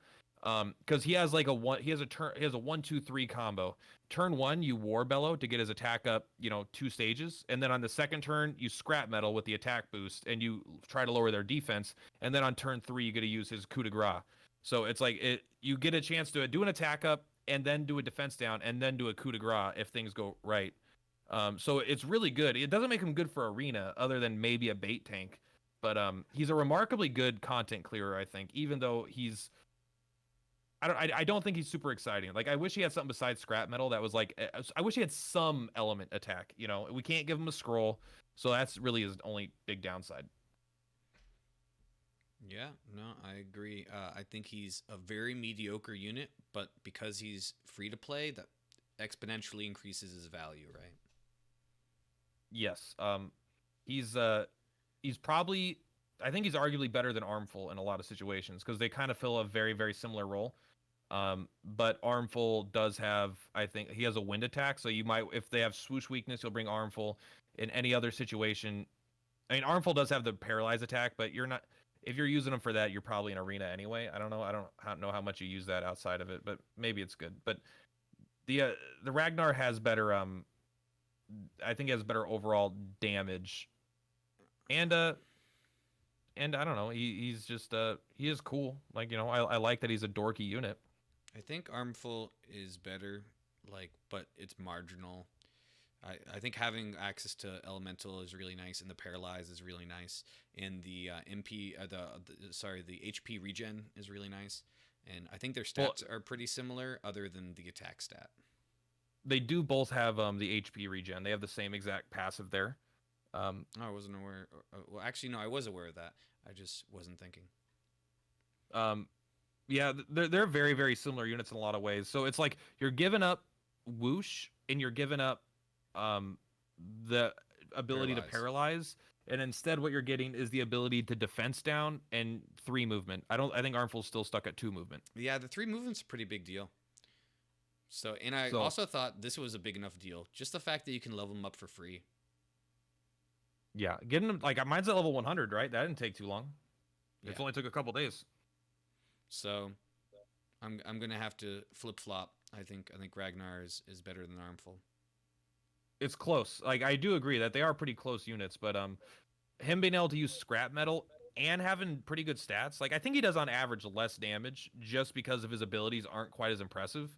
But scrap metal is going to help support like your Hellions and whatever else you're bringing into the fight, Absolutely. And it even helps himself, of course. So look at this list, guys. Do you see anyone who you think is worth 1 orb, or do you think 1 orbing units is dumb? Like what do you guys think about that? What do you mean 1 orbing unit is Like getting S5. something to level 100? Yeah, S5. It's very niche, right? because the only reason to if something isn't working at S4 and you want to bring it to S5 instead of S6, the only reason you would do S5 instead of S6 is for survivability, right? Like if it like Queen Slime, like you said, it gives it more HP, more mana, that kind of stuff. Like the damage could like maybe Squid, maybe because Squid has 2 movement and it has to get close, and maybe it prevents him from dying before he gets there. But like, and he has like pretty good stats, but I don't know. Not I one orb seems mostly reserved for mistakes. It's like, hey, I didn't. I had these orbs and I wanted to use them on these units, and now I don't want to take them to S5 or S6. Sorry. How about you, Alti? I think from this point on, orbing one unit is probably only for reasons like, um, you want the extra CP, or you want the free XP from what do you call it? A The battle battle road. road. Yeah, so the next hero unit, he's definitely not worth. Um, at least I think he's not worth using one orb on him, but I would probably do it anyways because I just want to get that extra million experience from Battle Road that I'll probably never get again until we get a rerun of the banner, right? Mm-hmm. So, but I'll probably not use the second orb on him to get him to 110 like I did for Elena, because that's just um too much of a access of experience. I think a level 100 is enough. Same thing for me. Same thing for me. When I used one orb on Queen Slime, I have personally never used her on any of the stage so far, but I did it anyway because at the time when I pulled her, I was thinking I'll probably be fine using one orb on every single banner that comes out, but turns out it's not the case since I didn't even bother using the orb on Dread Dragon. Mm-hmm. But he's a banner unit after all. But he didn't Technically. get a, yeah, he didn't get a. But if he at the time he came out, if he had gotten a battle roll, I'll probably still use the orb on him. Like, to be honest, so that plays a big role into um, whether or not I should use the orb on a specific banner unit. Um, so having the battle roll out there where you could getting all those experiences for free, it just tickles my balls a little bit. I don't know.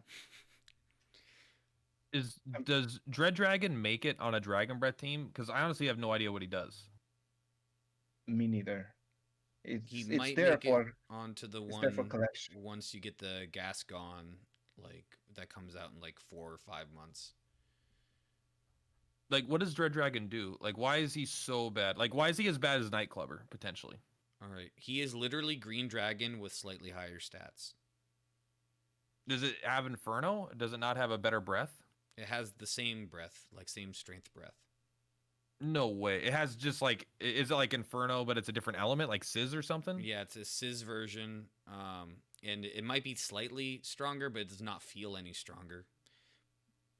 Okay, so that unit, like, the thing is, Green Dragon's fantastic because Green Dragon was 100% free and has, like, Green Dragon barely makes it on teams now. When he does, it's not usually for his Inferno. It's usually because he has 1,000 HP and has, Hella Chopter combined with Inferno, so he's flexible. But yeah, as a banner unit that you have to spend, how much is it to max awaken a banner unit? $800 around?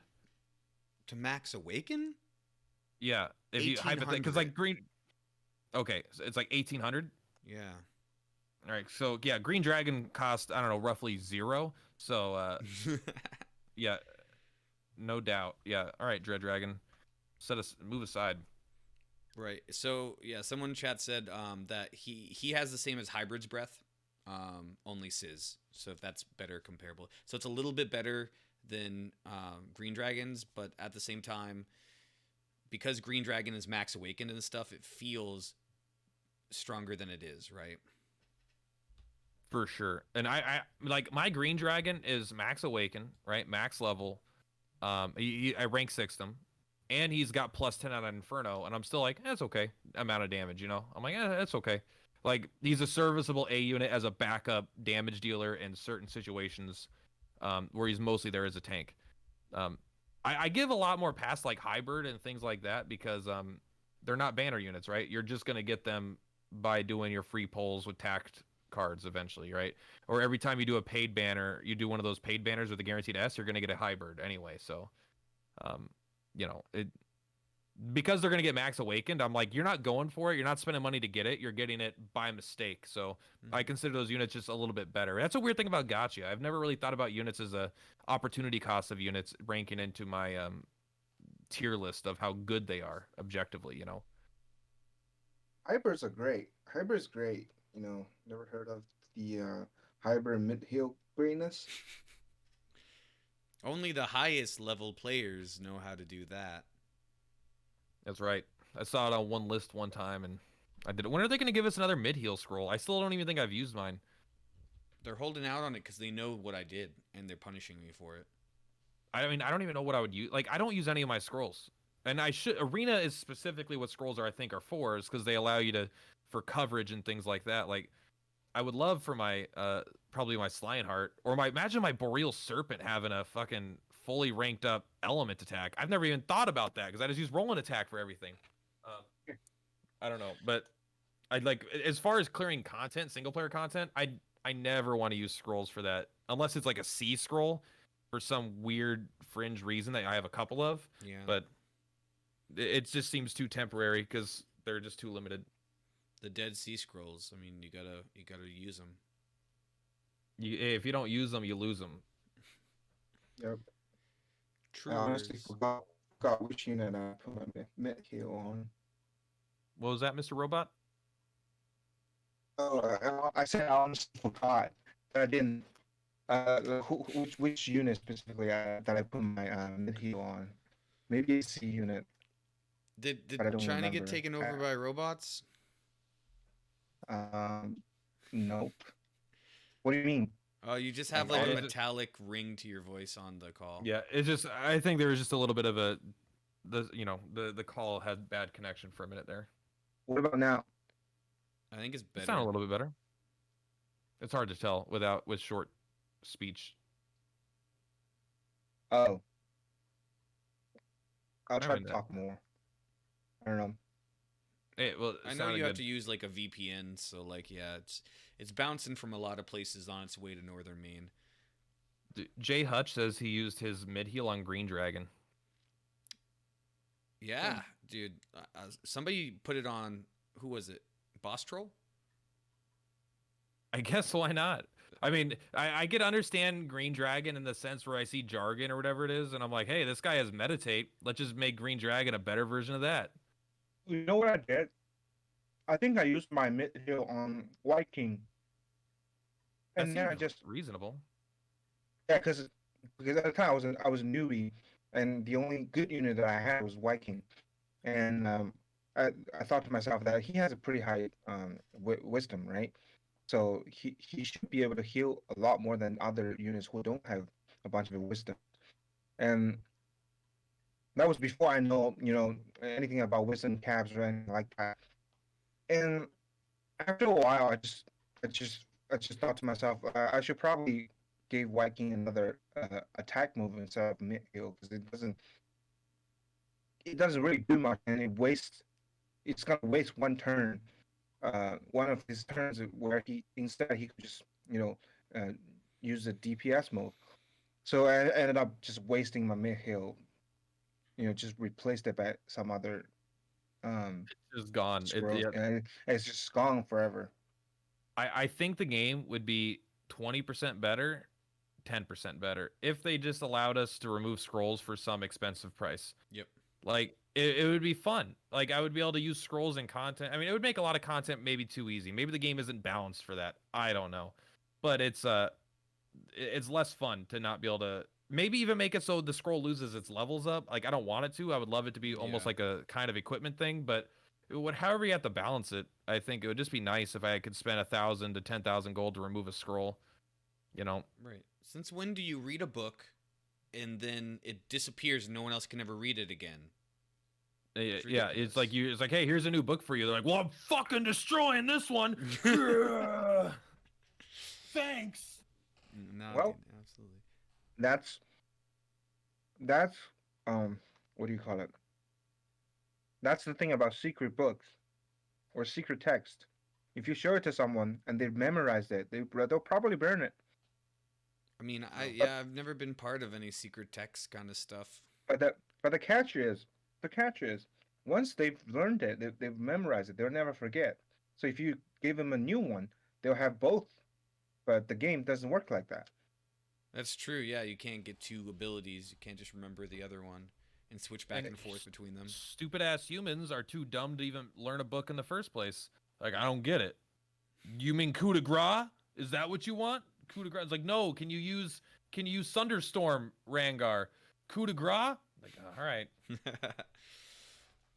I was Yeah. so excited to give him Thunderstorm because I was like, dude, it's a whoosh attack. It does the same thing as scrap metal. It'll just make him straight up better than Armful in every way. And it's like, no, he's got his 4th attack, no scrolls. I like talking about the mistakes we made in the game. I think it makes us more human and lets people know, like, no matter how high in the leaderboards you are or how much content you make, like, we all mess up, dude. And let's really get in on What are you some of our talking about? bad That's orbs. just part of the plan. That's part of the plan. I never make mistakes. I never get 108 on arena. So Look, my mistakes have been pretty small in terms of my conscious mistakes as an experienced player have been bigger than my putting 2 orbs in a great dragon, right? Like that's probably a mistake, but that's like I don't care because I want it. But like my King She Slime is got an orb in it, which is probably bad. Yeah. But also I gave it Dark Pit. Like it's just a sea scroll. But I was like, I wanted to have Zamel because I have no good Zam attacks, and it's a Martial Zam attack. I was like, oh, Martial's good on slimes, right? There's this whole synergy with it. And I didn't know that. I was like, but why is it so, my stats are this high. Why is it so fucking weak? It does like 30 damage, even with weakness. Like I was doing more damage with Sizzle with a half resisted than I was with this thing. And I gave Blast Slash to Green Dragon. Sorry, I don't know when I did that, but he has Blast Slash, the bang melee. one of my units, I was adding scrolls for CP one day, and it's one of my S units, but I couldn't tell you which one for sure. I gave it the exact same move it already had. Like not the name move, but like it was like a B rank Zam attack, and I gave it a B rank Zam attack. Like It's like not only does he know Zamel, he knows Zamel +3. Second mistake that I made is the mistake of using all of my rainbow coins on all-purpose tomes. Yeah, Right? that's a big Yeah, one. yeah. I used at least 90 of my coins on uh, what do you call it? Rank A all-purpose tomes, yeah, where I could just use How them many on. orbs is that? 3. That's 3 orbs. That's 3 Oh my orbs. god. Yep. Yeah, dude. So I've wasted 3 orbs. Okay.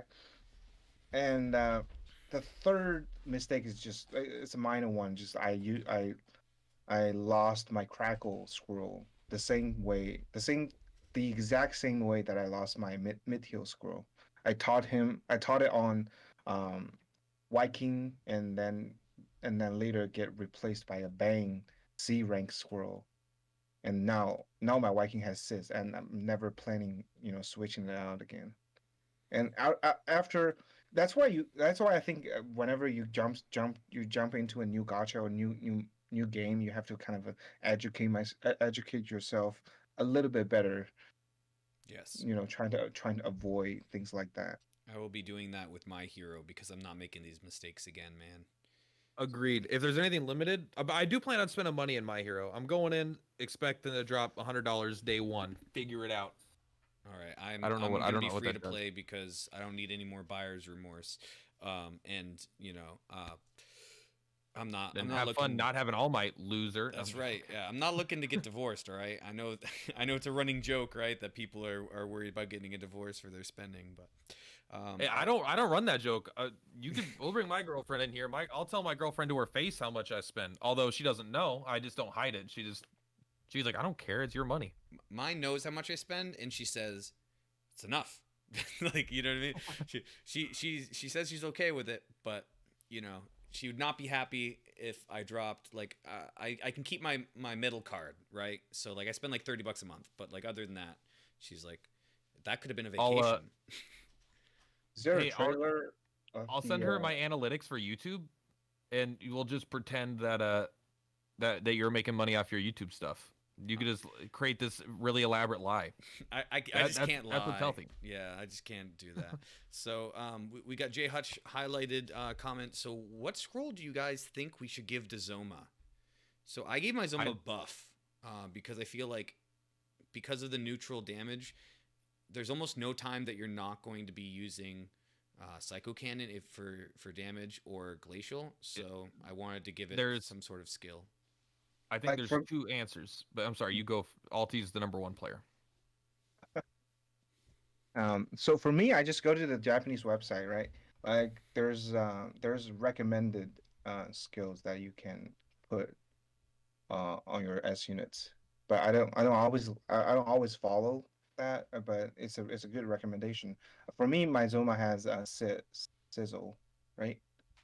DP rank Sizzle spell. Okay. Personally, there's three answers. I don't know if I said two before. There's three. I recommend either heal / mid heal because that's something good, or I recommend something like Laliette did, like a buff, maybe a sweet breath, some sort of utility skill that isn't damage based that you may want to use in some weird situation, or like if you are determined to do a damage spell, then I would say do boom or bang, as it's the only thing that has a range that he can't reach with his other abilities. Because like you could hit basically everything with Psycho Cannon or with the Crackle because the range 3, but boom bang have range 2, and so sometimes in some weird situations you might be able to hit them where you wouldn't be able to hit them, be stuck in a corner or something. But typically, I would go towards something maybe even like Sweet Breath, right?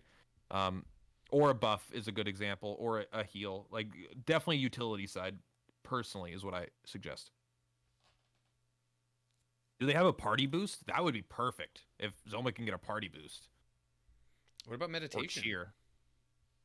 Meditation could be really good because that's not going to be good on many units, right? Because I already used my heal and my mid heal. So hey, maybe meditation is good. What about meditation? Is there a meditation scroll? I believe so, yeah. Wait, I have a quick. This just reminded me. Did you know that selflessness and cover have damage resistance built into them that it doesn't tell you? Yes, Malcolm told. I learned that yesterday. I think he said it in the Discord. Like that's the difference between cover and selflessness. It's a 20% or 40% damage reduction. Which one is higher? Selflessness, more expensive. Selflessness is higher. Yeah. I had no idea. I learned that literally yesterday, and that changed everything. Because now I don't know why I wouldn't tell you this. I mean, maybe if you're not the most unobservant human on the planet like me, you would just see the numbers are lower when you use it. But now it's like, now when my tank is standing there and he doesn't need to selfless, you could still just selfless to make it so he takes less damage anyway. Yep. And they that's like a PSA. The fact that I didn't know it after spending $1,000 and playing the game as much as I have means I'm really unobservant, or it's a little too well of a hidden secret. Maybe it's like in the manual or something. I don't know. No, there is no manual. Everything's hidden. Like people are like grinding raw data or farming data mining stuff. That's how we've gotten all our information. The game doesn't tell you really how to play the game, or at least not in an effective way. It's so weird. Like, I think that's becoming, like, I've played a lot of games like that, but I've never learned something I think this late into playing a game as much as I've played it. Yeah. That's like a core mechanic. I've used this ability on countless fights for countless reasons, and I never knew that it had built-in damage resist. Because everyone's like, why would selflessness sucks? We all like cover because it only has 10 mana. And now it's like, oh, cover is worse. It depended on the fight, of course. It depends. Yeah. And Just like you sometimes you bring Hates Condor, sometimes you bring in Empress Slimes. Yep. And there's still things we don't know. Like we don't know the scale, like how breath damage scales or how martial damage scales, and if it's the same type of scaling, right? If it's the same like linear. I assume they're different. I have to assume they're different. I hope they're different, but I don't think they are. Like, if they're not different, then there's no world in which martial is better than breath because it has worse range most of the time. Because martial can do AOE damage, so it's just different. Yeah, I guess it's true. Like things are like surrounding you and stuff. You could do good stuff and you can get in there, but it's still like. And you don't want some units to have breath that just doesn't make sense canonically. Yeah, but martial wakes up from sleep and breath doesn't, and I think that's relevant. That is relevant. And so it's weird. I think it'd be weird. I think martial deserves to have slightly higher damage because you can't be at range 3. You know, you have to be on inherently, I guess, tankier units anyway. I don't know. I'm basically just trying to make sure. I just want Metal Dragon to be good. God damn it. Yeah, I just want him to be good. Martial can miss too, right? Because it's considered like a physical style damage, while the other one's considered a magic style damage. I think that's the main differentiator, right? Yeah. Okay. I didn't even think of it. It can miss, is but yeah, effectively totally like a spell, because I believe like reflect doesn't reflect breath either. So yeah, I don't know. It's a weird game. Breath is kind of like, yeah, it's spell light, you know. It's like a spin-off of spell, while martial is a spin-off of physical. Yeah. I think martial should do probably slightly more damage than breath. Either way, martial seems to be like, comparatively to breath and martial sucks most of the time, but mostly because the top end units, there's no good martial top end damage dealers, and there is Dragonlord True Form, you know, doing insane breath damage. Like on the other hand though, AI, their martial attacks are they're the reason that the game's hard. Like if you fought that blue lion guy, like he's not hard when he's attacking you and doing his damage. When he does his AoE martial attacks, stun the whole party, like those attacks are the ones that always screw you over in the content, are martial attacks. Absolutely. And we are in the Q&A portion. We haven't very effectively let you guys know that, but that's where we're at in the show. So if you guys want to post your questions, get them in. If you have anything specific for our new global number 1, please get it in there. Jay, what? Yep. I was gonna go off on the martial thingy. Like, what stats determines the damage output of martial skills? Level. There isn't one. It's just level. Oh, it's the same thing as breath attacks? Yes. Yep. But we don't know the exact scaling, and we don't know if it scales more on a higher level or if it's a linear like plus 5% damage every single time or whatever kind of metric. All right. Jay Hudge asks, does buff help with resisting magic attacks? It does not. It directly raises your defense stat, and your defense stat only helps against physical. So buff will not help against breath, martial, or spells. It's still really good though in a lot of content. Buff can be insanely good when you have a certain single player content where you have a guy selfless up. Especially on Stone Golem, his defense is already really high, so he's getting a bigger percentage of, you know, more defense from those buff stacks. Yeah, I mean that's how Ulti showed me how to clear the hard, right? We used like a level 80 Scorpion, and then Hades Condor was kabuffing him, and he was just using selflessness. I want Scorpion so bad. The fact that he starts with healing himself for like 3 turns is so big, because that's like so nice for setup, right? That means you could spend turns kabuffing instead of healing. Mm-hmm. I don't have one of them yet. I did do the 10 pull. I didn't get any S units or any A units, but... All right, and Oinkmans wants to know if we've talked about the locked orb behind Very Hard Sorrow. But the orb's not locked behind Very Hard Sorrow, right? You just Yeah, need to get it's 20 of the medals, and you get 3 each time on hard and very hard. Well, if you get each of those clears, right, you can get up to 3. So it's not locked behind very hard sorrow, which would be lame for sure.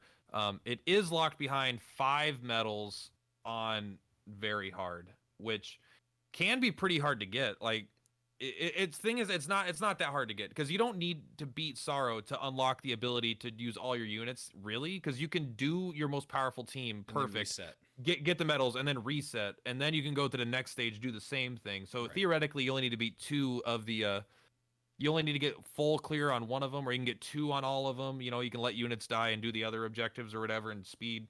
It's not easy. The fights are really hard. But it is slightly more whale centric, but also they didn't make the mistake of putting it as a reward for EX, whatever, basically sorrow. You do have to fully clear hard, which is still, again, it's difficult. But it's not quite as hard as people are saying, where it's locked behind very hard sorrow. Right. Comments. Which 2 medals are you missing? Decorations. Well, he's missing a lot more than 2. He's missing 12. He said he's stuck at 18 and he needs 2 more, right? Right, just to get the orb, but he has Just access to 12 more. Mm-hmm. Oh So, yeah, you're right. It's probably worth resetting resetting the fights, and then just using all your best armor, weapons and units on a specifically designed team to destroy one of the fights, and then reset, and then go to another one and do it. Right. So probably avoid the sleep fight. The sleep fight seems like it might be tough to get fast. So probably 2 questions to really help Alti help you, right? So first of all is, how big of a spender are you? You know what I mean? Like how loaded is your account? Do you have an account as good as mine? Is it better, more like Platts, or do you have a free-to-play account? And then which medals are you missing?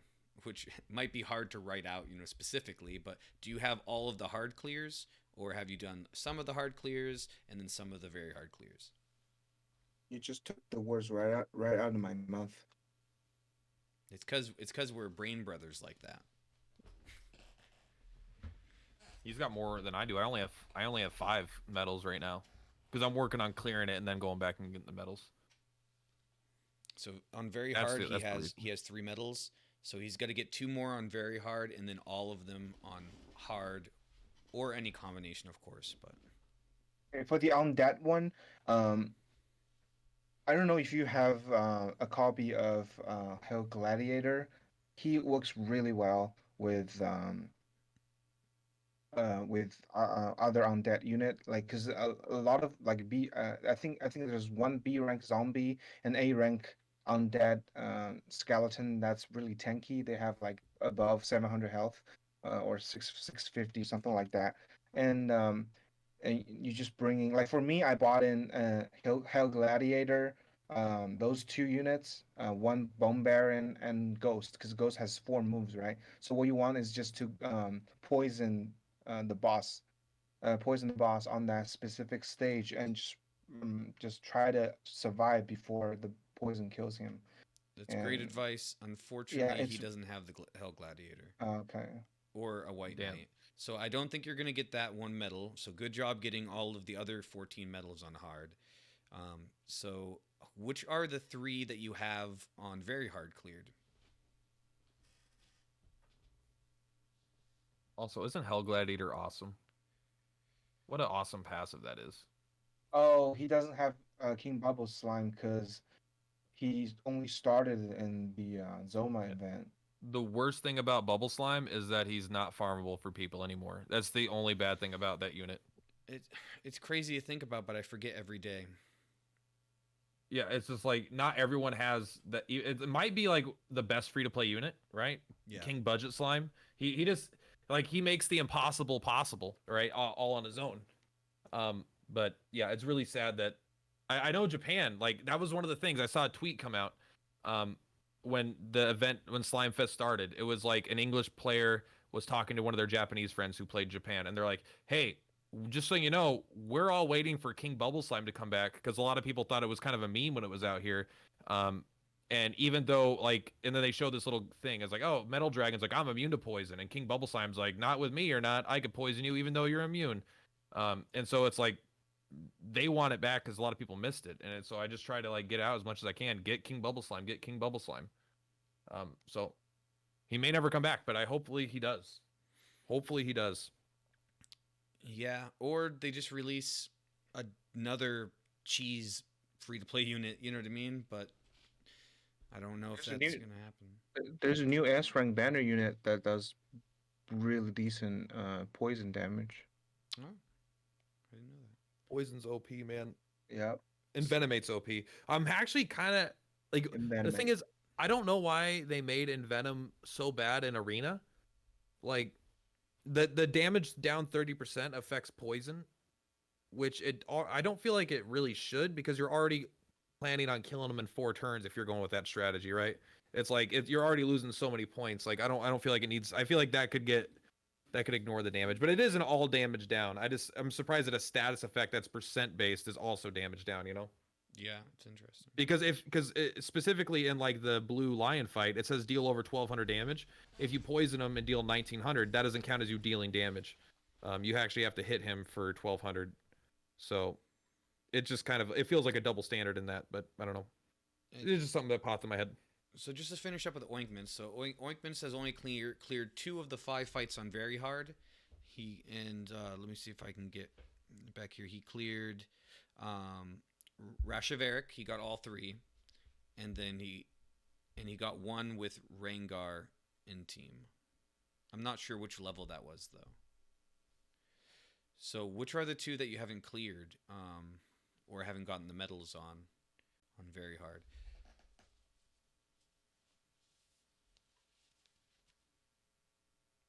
I'm so jealous you got that S unit Alti. Oh, Rengar is on. Okay. How many medals are you? So he's missing 2 medals on the spellcaster imp guy. That spawns all the little tongue dudes, and then he's missing all of them on Baratos and the Nightclubber. Nightclubber's tough. That fight's like really hard. And he doesn't have any poison units, so he's screwed on that one. Is there a decent strategy that doesn't require any poison to clear that stage? On very hard, Unfortunately, I don't know. I think I almost had one, but because I was trying to do it without poison first. I think no, I'm probably thinking of the lion. I think I had the lion down to 1 hit without poison. I do know like the biggest issue with that fight is turn 1, right? Like, because he has like 500 agility and he hits for like a monster truck.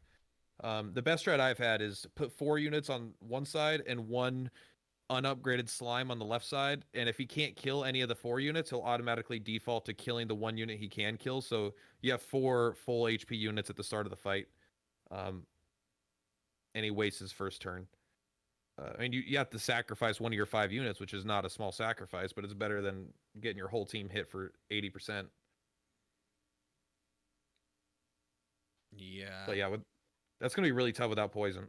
That fight's particularly tough. It's like it's harder than the Sorrow fight.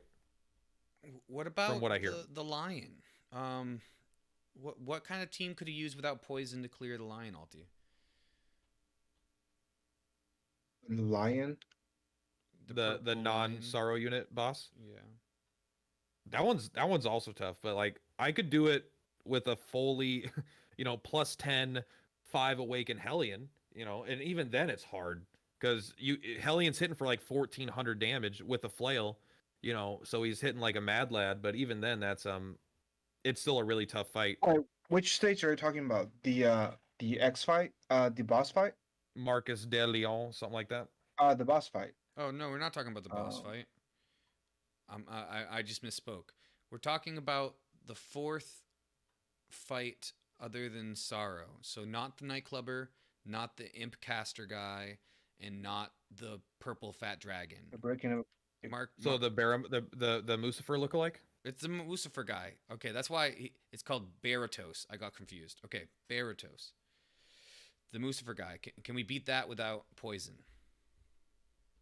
Fucking hope so, because I already haven't used poison on it. Okay. Because that's the one that Oinkman's got to beat. If he can get 2 medals on that, he'll get his orb. That one's tough, because that's the sleep fight, right? That's one where they're trying to sleep everything. I've been using Metal Dragon on normal and hard for that one, because he has half resistance to sleep, and he also has whoosh attacks, which everything there is weak to. He's been pretty good. He could take a lot. And that again, that's a fight with so much sleep. You're going to have to worry about the RNG, because half resist doesn't mean it doesn't work. It just means it works half the time, which is still every fucking time, I swear to God. But there's quite a few units that, well, if you have some banner units that are immune to sleep. I don't know which ones are immune to sleep. I hate that you can't search by resistances in the Off the top of my head, I don't. I'm back. Oh, I didn't know you were gone. Who's immune to sleep, Alti? Or what units are immune to sleep? That's not the question we need. All right, so I'll look up units immune to sleep. Damn it, you guys are breaking up again. Oh, I'm sorry, friend. And maybe it's just a bad connection. Let me. Yeah, it's probably bad connection. Let me figure this out. We can hear you fine. Maybe I should restart. Maybe we should just type to him and have him Let me just talk. restart Discord. I'll be. Nice leopard. Yeah, I thought it was Dragon Lord True Form, but I'm not sure who else. I'm trying to turn on my game right now so I can be helpful. But if he could have heard us, I know he has a non-poison team that he used that was free to play ish, right? To beat very hard Lucifer. Lucifer's a great name. I approve of that one. Oh, apparently Lips is immune to sleep. There's actually, I have a fantastic list that you could search up units by any metric you want that were in the game at the time. I don't know if it's still being updated, but it should have most units in it. I'm just going to send this to you.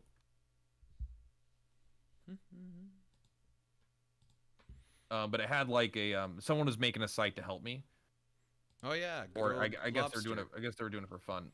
So you could just go up to sleep, and you can go click here, and go to weak, and then I can go down to immune. So I can look at half resist. The word immune, I'll find it. I was gonna say if you already have it, yeah. But yeah, shout out to lobsterdqt.shinyapps.io, guys. Let me put this in the chat. You should check it out. There are 8 units immune to sleep. They're all bad. That's not true. Dragon Lord 2 form. Do you have a Dragon Lord 2 form Oink? Can you guys hear me all right? Yeah, I can hear you just fine. So, Gotcha. Yeah, Dragon Lord True Form is the one good unit not immune, or sorry, that is immune to sleep. Everything else is a C or E rank nature. Lips, Mushroom Mage, Cactoball, Carnivine, Fungool, Stump Chump, and then Bianca, which we don't have. There's a lot of half resistance, including Hell Gladiator, Killing Machine, Metal Dragon, White Knight. So there's a lot of good half resistance. Bone Baron, How Armful. are you sorting by the half resistance? So I just went under immune, and underneath immune is half resistance. I see where you can click on it. You have to. Okay, so yeah, I'm sure we can find some good half resist guys here. So Mummy Boy is pretty fantastic. He doesn't have Killing Machine because he started late. Metal Dragon, right, as you said before. Zoma, right? Zoma does have half resist. Mummy Boy is a pretty solid unit. We have to think about typing too, right? I don't remember what they're all weak against. I think they're all weak against Whoosh. Bone Baron's gonna be insane then. Yeah, Bone Baron should be really good in that fight. You have 2 Killing Machine, 2 Zoma. Man, it really sucks that you don't have White Knight. He's so good in that fight. Oh yeah, I might just use White Knight for that fight. That's a good suggestion. But he doesn't have White Knight. Yeah, I'm talking about. I have to clear it too. Oh yeah, I haven't done it yet. Let me go to my Pissarro Peak, and I wanna check out this guy. All right, so they're weak to Zam as well. Yeah, which is like, who cares? There's no Zam in the game, man. There's some, but there's like I mean, like Dark Zam- Skeleton. You're probably gonna have to use Dark Skeleton if you have them. Armful is gonna be pretty good in that fight for you if you have him at level 100. honestly, Lips is gonna be pretty good. Lips does do like not incredible, but you could get the Bone Baron damage, maybe even a little bit more because it gets the it can hit the wisdom cap with the extra potency of the leveling up, and it is immune to sleep. It's gonna die, so you have to be careful with it. Well, this is gonna be a cover fight, right? Who is the cover tank you use on this map? I haven't used the cover yet because they just kept getting put to sleep. But also I haven't tried the very hard map yet. I don't know how much damage they're outputting. But as far as I don't think any of the tanks can resist sleep, so I don't when things can be put to sleep, like cover gets way worse. Yeah. Ulti, if you're watching the stream, what team did you use to clear this? And I have a feeling it's going to use at least like 1 or 2 units he doesn't have, but Yeah, I think that's where I left off. Which stage were you guys talking about? Lucifer is Didn't wanna- Laliet coined. Didn't want to interrupt. So the one on the top left, right? Yeah. Yeah. The one thing that I definitely used was my Viking, because that's like the strongest DPS. Yep. And the unit was weak to what do you call it? Whoosh. yep. That it. But I'm relatively sure that you can probably clear it with the A rank slime, who also does the one that you like a lot, Loliet, the one that also does whoosh attack. He doesn't have Whoosh's that. attack. Yep. Oh, okay. Because that was at That the same comes time that as comes with a slime Is that lime slime? pickle. pickle slime. Yeah, Yeah. pickle slime's great. You're right. Yep. So he's just missing out on some absolute bomb units, right? So like Bubble Slime, King Bubble Slime, Trying Pickle trying to Slime. come up with Bone a Baron, Devil Moth composition that are both actually really does good. that. Let's see. What's his strongest unit, like DPS wise? His strongest overall unit DPS wise is probably his Zoma. Mm-hmm. He's got Zoma's Zoma good in and the Killing fight. Machine, right? They're going to be good against the sleep. I don't know how. Like they're not going to have an advantage. Zoma would be like trying to nuke down the main boss while you have like Bone Baron, Devil Moth trying to kill the ads, I think. And White Knight. I think you're gonna want White Knight as your leader if you have it. Obviously, he you doesn't don't have it. it. You don't He have it. doesn't have it. Yeah. You got Bone Baron though. So Bone Baron, Killing Machine, Zoma, Lips, Mummy Boy, maybe that's a team. Yeah, Mummy Boy does Zam damage too, and he hits like a truck, especially if you have the new flail, right? Like it's not bad to incorporate one physical unit just so you could use that flail. Do you have Dark Skeleton? I think he's better than Mummy Boy. Does he have more attack? I actually Does he has to be kind of? I think he has to be higher awakened though. Possibly. I guess it depends on the awakenings in that situation. He only has 2 movement as opposed to 3, but he definitely has more potential because he does have that dark spike as well. Yeah, it depends on how many awakens you have on Dark Skeleton. I have a team here that I pulled up in one of my guides. All right. Let me see. That doesn't require any of the other stronger units necessarily, but we'll see. Let me just put it up for you guys to see. Oh, let me go look. It looks like Leary Lout might have half resistance, unless I'm reading this wrong. Because you guys are a lot better in names than I am. Leary Lout is the little boy with the shield with a face. All right, this is an interesting team. All right, so Oinkman, what we got for you? Oh, nice. That's a because of great Alti, looking team. right? Is Medi Slime as the leader, and then Cyber Slime, which has a ton of HP, and then what is the name of this crazy? That's Raving Lunatic. It's one of my least favorite units. Raving Lunatic, Lips, of course, and then the C rank Bullfinch or whatever. I'm not sure which one this is. It's either Bullfinch or Buffalo Wing. I don't know. Yeah. And thank you, Ulti, for putting that video down for him. So, yeah, That's on very hard. Yes. What is the Cyber Slime doing? I mean, he's good, but is he? he's apps. I haven't used him in so long. Maybe he's nuts. This is kind of interesting. He does martial damage. Cyber though. Slime isn't a slime though, right? Isn't he inorganic? No, he is a slime. So he's gonna be weak to He's sleep? in the battle road. That's weird. Maybe that's the thing. Maybe being weak to sleep is part of the AI manipulation where they just want to keep putting them in a deep sleep. Oh, no way, that'd be sick. And I like the fact that you only need +6 on your medi heal, only +7 on all your other skills for like the attackers. This is a pretty reasonable team that you can get to, and this is without going S6. I would S6 all these units to make your life a little bit easier. But first, try clearing it like this, because sometimes there's an issue with the AI manipulation where if you S6, it will change who they target.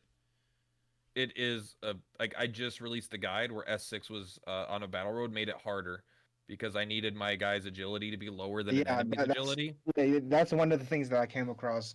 Like one thing, like if you're following guides or something like that, the one thing that you don't really want to mess up on is Turn order. yeah, turn order. Yep, and S6 gives that extra agility. I wish they come up with a system where you could just revert. Well, instead of leveling up a unit that automatically gives all the stats upgrades, you get points where you can add specifically on each um, It's And this is a category. perfect clear, guys. This is all 3 medals. So if anybody wants to try this out, like, this is why we have the #1 most generous player in the world over here. I just watched the end And of this. Alti. It's sick. Like, so you'll get it. I don't think it's the turns actually. There's no way this is 5 turns, right? But it's a no death clear. It's a no death clear. It's just 1 medal, I think. It's 1 medal. That's fine. That's all you got to do. That's only just 1 to- medal. Mm-hmm. Where's this? What's the second medal other than the 5 turn? Or You mean the third? yeah, what's the third Yeah. medal? No heals. No, that's not. No, that's not it. I don't know. I would have to go back and check because it's all in Japanese. I can. Right, I clear don't within 10 remember. turns is the hard version, but I don't know what the very hard is. Like I'm jealous of this content creator, but like I want to make content like this, right? Where it's like this level of free to play, but the amount of time All it undead. takes is so impractical to get this down. Like I would have to do this as a full-time job, trying this fight for 8 hours a day with different units. Because Just even the- when I find a team that I could use, it takes hours of just that team to find the correct turn order and the correct moving to find it. So it's like, it's very impressive when someone could find a team and like this and they can make it work. No, absolutely. So, yeah, sorry, it's not undead. This is going to just be a no death clear for 1 medal. But hey, we got you 1 medal closer, and you'll only need 1 more medal, and hopefully you get Yeah. a White Knight or a Hell Gladiator off of your pulls for Sorrow. And plus, like, what are the medals on the Sorrow fight? If you get the other 4 done, and you're not It gonna use is- any of these units in any of the other stuff. It is very hard. I've made sure because in the title there's very hard in Japanese. I used the translator, so it is very hard. Yep. I used his guides for non like free to play content because a lot of the times I have units ability upgraded for BR, so I would rather just follow the guides step by step. But for this particular one, I think I just kind of brute forced it with all of my stronger units. Yeah, I think the lips is a good find. Like that list that Lobster made for us is just Like I immediately saw immune, lips is whoosh. Like it, because the filters in the game aren't that good for helping you find the units that you really need. It's like it's that list that he made is just so nice.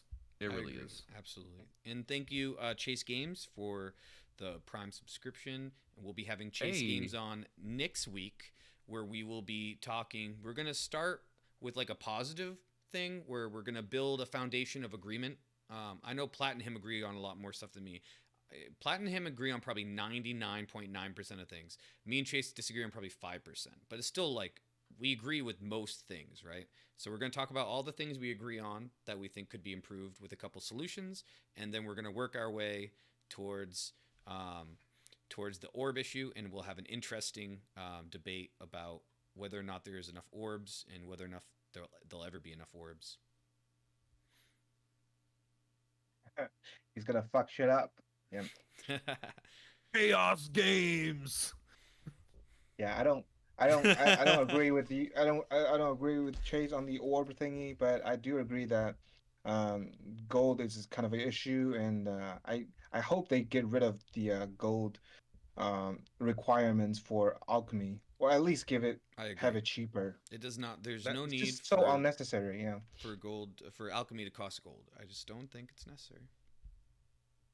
You know, it's just like I don't know. It is unnecessary. We're already spending gold on everything else, and it's like you're like doing polls, right? Like you go farm the polls, and then now you go do the polls, but now you have to spend again. I've already spent 5,000 stamina on Sorrow's nails to get the 30 that I have. Why do I have to spend 5,000 gold or whatever it is? Also, it's one of like the even if it's like mathematically balanced or fair, which whatever, it's just like it feels so bad, you know. That's true. It feels really bad. All right. Does anybody have any other questions for Alti before we shut it down? Time flies really fast. It's almost Yeah. like 3 hours. Right. I had to use I used to use the restroom 2 hours ago, and I'm just like I didn't even realize how much time had passed. It's Just use a bottle. We don't mind. People are gonna be watching me shit in a bottle, and they'll be like, "He said it was fine." but yeah, this is how it works every week, dude. Like Yeah, I you guys always do look this every forward week. Yeah. to the podcast and doing it, but at the end of the podcast, I'm like, there's no way that was 3 hours, man. Like Mm-hmm. Yeah. Like, When you talk what do we do? like when you talk about something that you enjoy, it's probably why. right, and make sure you guys follow and subscribe for the anime podcast that will never come. Maybe. I mean, hey, if people start giving us money to do this, I'll talk about fucking. I'll just talk about waifus all day. I don't care. I'm an internet personality now. I'm not talking about waifus, so I mean, I'll talk about the DQT ones in as far as they are related. Ooh, Bianca, Bay. Um, but I'm not gonna start talking about like Desiga freaking waifus and stuff. So when should we? You just have a problem with lollies. How dare you? Yeah, I despise the lollies. I have children. I have little girls. Like what the fuck is wrong with people? I'm with you. I get it. All right. I mean, Well- I'm get it in the sense that I don't get it. You know. Um, Makina is asking, should he expect the next pool video? What do you think, Laliet? Yeah, I want to do a poll video with you. We missed on was it Elena. right? Elena, yeah. Because was that because of the timing, right? It was at like a ridiculous time. It was kind of like you asked me if I wanted to do a poll video but I was sleeping, and when I have the time to get back to you, you already yes. gone. Okay. You Yeah, already that gone was to just bed. because Yeah, we were both yeah. sleeping. The one before that we missed because that was the What was the one dog before thing. that? What is the dog Uh, thing the- called? Draguar. Yeah, Draguar. The one that Nibbler got fully awakened. Nib got it fully awakened? Yeah. Yep. Wow, that's sick. I bet that's a really strong unit. I mean, I think it wrecks. Right. It's got to. I mean, It's a weird. It's like no one really pulled on it because it's kind of in a weird time. I think. Or no, I mean, I don't feel like that many people pulled on it anyway. I was bummed because it dropped at like 1 a.m. EST or 1:30 or something, and there was no way that I could stream it or whatever or do pulls with Alti. But yeah, we'll definitely be pulling. Are you pulling on Kirill at all? Yeah, but that was just gonna be a quick pull, and I just need one copy, and that's about it. Probably a few upgrades on the A unit. I heard the A archer is pretty good. Botkin, that's his name, right? I hope he's good. That's He's cool. I would cute. love to have a good archers. We only have a bunch of Yeah. poopy ones. Mm-hmm. It's interesting to have a basic attack that's guaranteed 2 range. Like you never would use it, but it's just like kind of a fun little flavor that only Yep. those art units have. Yeah. Yeah. I wanted to pull at least one. I want to have every unit that comes out.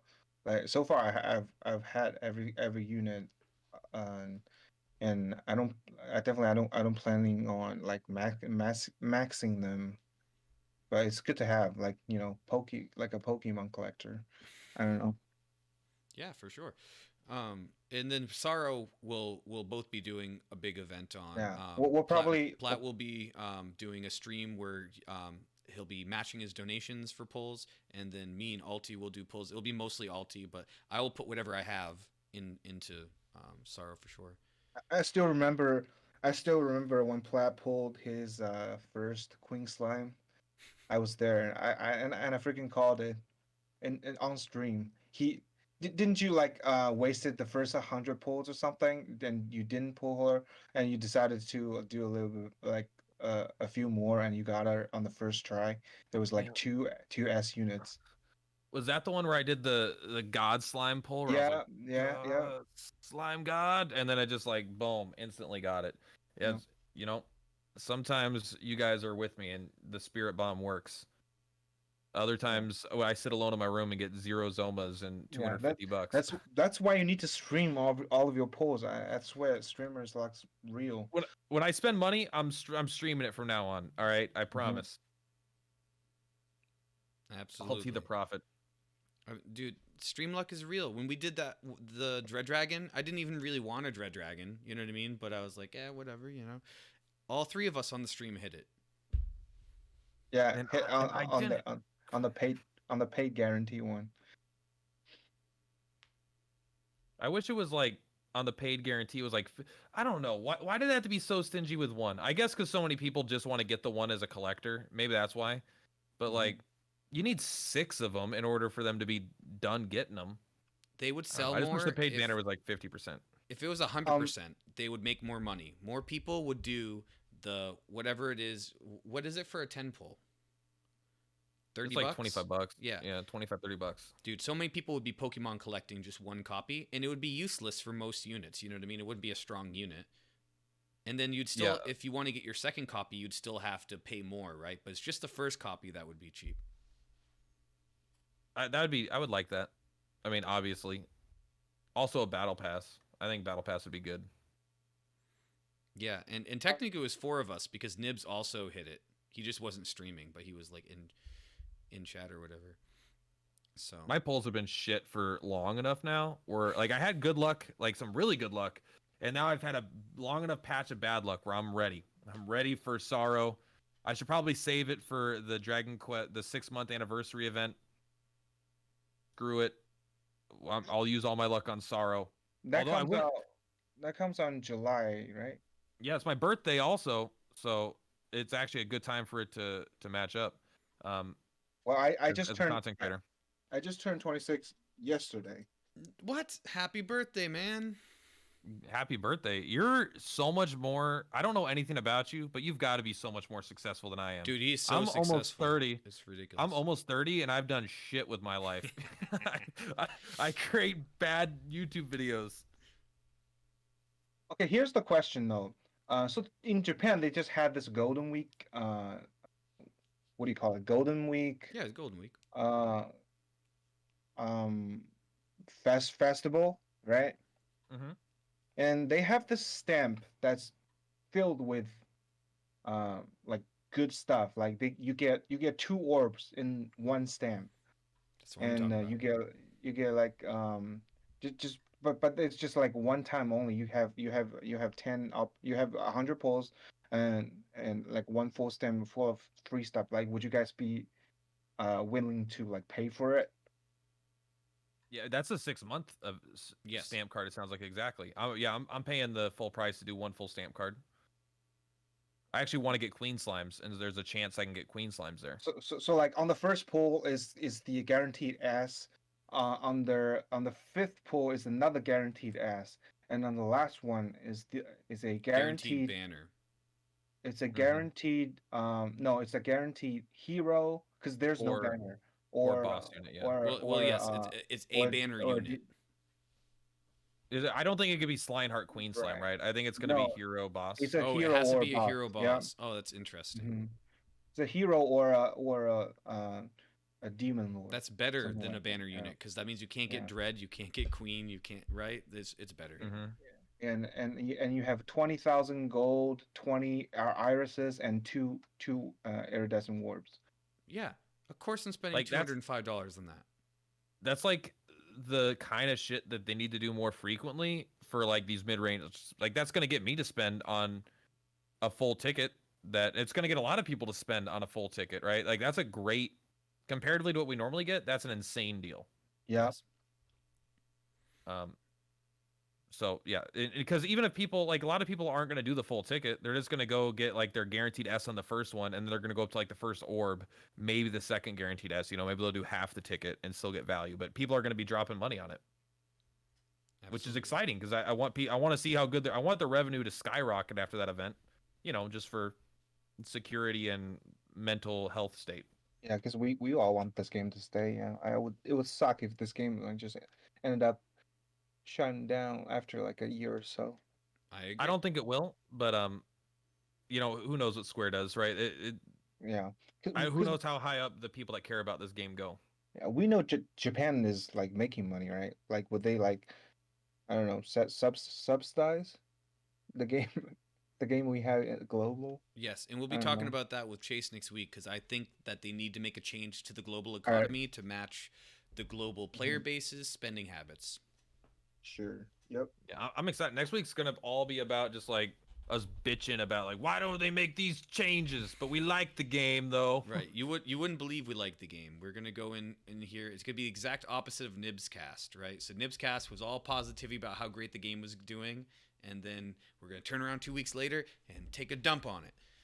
And I'm just a filler episode. You know, you're not a filler. You're number one, Alti, and you're also one of my closest friends in the community. So I really appreciate you coming on, man. You've always been good to me ever since we mistakenly made content together when I misread one of your comments. Yeah, I just didn't bother correct myself. What's done is done. That's how I got the Zoma video. That Zoma pull video is one of the coolest videos I've ever made. That was a good polling session. Immortalized now too. You guys gotta go back and watch it whenever you want. That's what's so great about YouTube, about making videos. Yeah, absolutely. I'll never forget the second podcast we did, where we had Platt on, and then we just never got rid of him. Right? We just kept him. Yep. I was like, hey, I really like that. Can I do that forever? Can I just stay in the podcast? And all right, I guess. We'll co-host it. Why did you give me that voice? All right, I get. Hey, my name's Laliat. Hey guys, the statistical average of my account is subpar. There, that's my Laliat troll voice. Listen, it's true. What you're saying is true, though. All right. Funny. It's funny. My Reddit name is still Simon Laliat. That's so dope. That all three of us love Death Note like that much. Yeah. Other than this guy didn't know that Laliat was L. So okay. Listen, I love the show. All right, doesn't mean that I fucking researched I never read the manga. If it's different in there, I don't know. I only watched it. Yeah, Death Note is the anime that I'll recommend to my non-anime watcher friends to get them hooked. Yeah, just tell them to watch until episode 2. If they don't like it, then probably not for anime. Yeah, it's just I think Death Note, and I honestly, for non-anime people, the two that are kind of in that category for me also are One Punch Man, because it's just silly enough, and I think it kind of clicks with an American audience more than you would think. Mm-hmm. And I think Attack on Titan has a pretty good first episode where people kind of get hooked, and then again it has another really good episode on episode 4 after it's kind of lulls for a while. So it's got a couple good hooks early to get people into the show. And then for anime movies, right? Outside of Studio Ghibli, because those have already pretty much penetrated the West. Yep. I would say A Silent Voice is a great way to get somebody. That's a great movie. Yeah. I cried watching that movie. Me too, man. Like, and I think that's what you need a lot with Westerners is you need to be able to make an emotional impact. Like, it can't just be like Naruto did well with kids and stuff, you know what I mean? But that's not gonna attract an adult. You know, all of the like, it's just not gonna do it. Yeah, it's got to have a balance, right? Like I watched Grave of Fireflies, and wasn't even sad because I was so fucking bored during that movie. You know, it was just like maybe I don't have a heart, and I was younger at the time, but I'm just like, snore, please. Yeah, I get it. Everyone's sad and everything's miserable. Next, and I watched Summer Wars. I think is what the name of the movie was. Mm-hmm. Hated it. Thought it was the worst thing I've ever seen in my life. Almost. That was the garbage Studio Ghibli movie, right? It might have been that. It was like something about online personas and they were fighting and I don't know, like anime movies. Summer Wars was actually a good movie. That's a different movie. Okay. There's been so many, like I have seen very few, if any, anime movies that I've liked comparatively to shows, and maybe I've just seen the wrong ones. Death Parade's a pretty good one to get Westerners. You know, it has a Your good Name's premise. pretty good. Yeah, Your Name is all right. I don't know if I would exactly recommend that to Westerners, but it is a good movie. Yeah, I'll dive into an anime movie at some point. I tried watching the Dragon Quest one, and I didn't get to the end. It was like not cringy bad, but it was just kind of like, all right, this feels like it's for an audience that just wants a nostalgia boner the whole time, kind of. Like it wasn't actually like that good standalone. Visually, it was beautiful though. Like it looked really good. I did get bored. I watched about 90% of it. Yeah, I hear there's a cool twist at the end.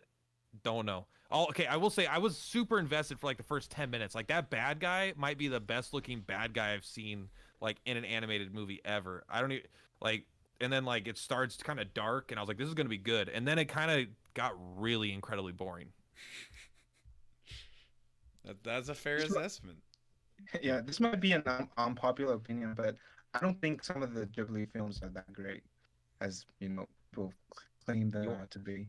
Don't worry, I'll take some of the heat off of you. I've not even seen one of them before. All right. Half of them are fantastic. The other half are whatever. All right. Nautica, Valley of the Wind, or Nausicaa, whatever. Remarkable movie, right? Princess Mononoke, Howl's Moving Castle, and I'm probably missing one more like really good one, but you get the point. Those are the really good ones. Some of them are too old, and I just don't resonate with it. Like my neighbor Torodo or whatever. Like it's an alright movie, but it's like it doesn't really pull at me any particular way. Kiki's Delivery Service, same kind of thing. It's an alright movie. Spirited Away was really really good. So yeah, that's probably the other big one that I missed. Ponyo was all right, but it was Little Mermaid, right? It was just like a kids movie. I only saw Kiki's Delivery Service, I think on like Toonami or something. But I've always wanted to see the Howling Castle movie. I've always heard that one's pretty good. I mean, it has Christian Bale in it. It's a remarkable movie. I love Christian Bale. That's not true. I'm cool with Christian Bale though. Me and him don't beef. He's quieted down a little bit recently. Never seen him in anything. Yeah, I don't know. Okay, last question, and I would like to go. Who's your favorite actor? American actor? We'll just go for worldwide. But yeah, know that if you don't say an American actor, I won't know who you're talking about. You're going to need to answer a second time after. I'll have to think about that. Laudia, can you go first? Okay. You guys go first. I'll have to think about that, yeah. My favorite is Samuel L. Jackson, by like a lot. That's a pretty good one. I do really like Samuel L. Jackson. Or as I call him, Samurai Jackson. I always liked him, but then I saw Django Unchained, and I'm like, I loved him, right? I saw Pulp Fiction later as well. But man, I really like Django. That movie's so ridiculously good. My favorite actors are actor. If I had to pick, it's actually hard for me to pick one. It's possible it's Bradley Cooper. I have a huge man crush on Bradley Cooper, because Silver Lining Playbook was one of my favorite movies ever, and I like Rocket Raccoon. Although I didn't see the Lady Gaga movie, where A Star Is Born. I haven't seen that one yet, but I also really like Ryan Gosling a lot, because I'm a huge I'm a huge nerd for the new Blade Runner. It's not new, but two gorgeous men. yeah, I It's like I you have picked man like the crushes on chick both of flick them. dudes, yeah. So I get that. No, he's in Blade Runner. Ryan Gosling. yeah, he's in And- the Notebook. Yeah. Yeah, Yeah, I didn't watch that though, but I did Yeah, watch he's a I real did watch reason. Blade Runner. This guy The loves Blade the Runner was Notebook, all right? was okay. What I do didn't you think want? I didn't think it was like I think it's overrated. The new one. The new Blade Runner? Yeah, it was a fantastic. It was I don't know. Some of the flicks that I watched that would want me to watch like twice, but that movie I probably wouldn't watch it again. I saw it like 4 times. Now I won't lie, I understand not liking the new Blade Runner. I absolutely love it, and it might be my girlfriend's least favorite movie because she's like, it's so boring. It's like the most boring movie I've seen. And I'm like, but the cinematography and the shots and the music and the ambience of the film, and when he runs through that wall, I just love that whole movie. I'm a sucker for it. It may not be my favorite movie of all time, like literally, but it's up there.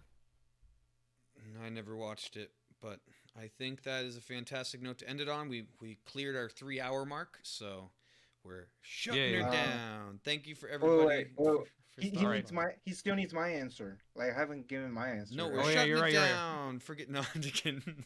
Yeah. What's, Yeah. what's your All answer? right. Alti, who's your favorite? Mine is either walking or Joaquin Phoenix. yeah, walking or Denzel.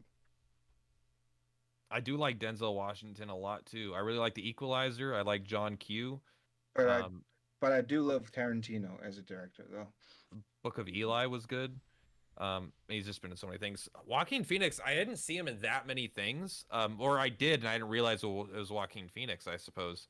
But like The Joker was really, really good. I personally liked it. I know it had kind of visceral, people loved it or hated it. I was more in the love it camp for sure.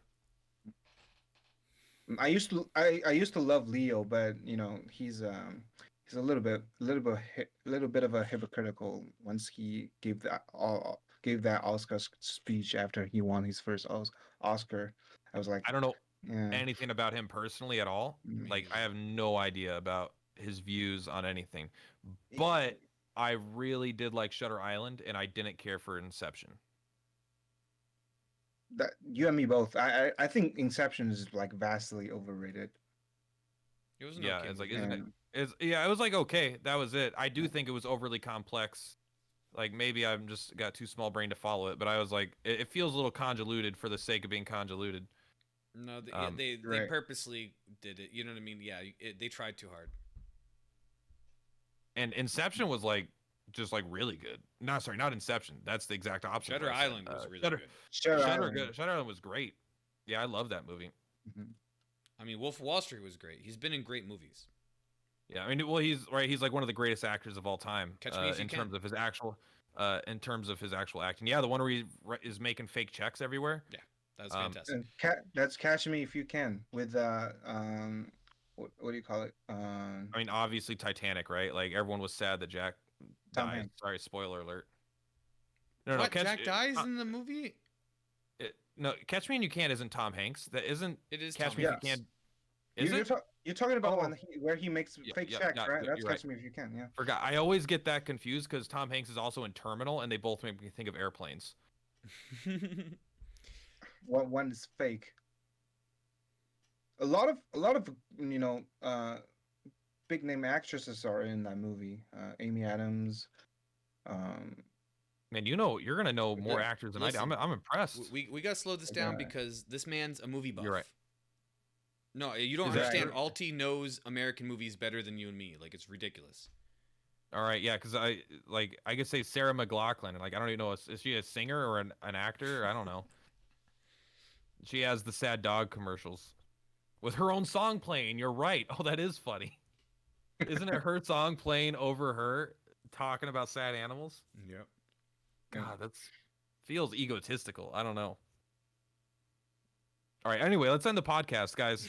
Yeah. Thank you so much. All right, catch you Yeah. guys around. Peace.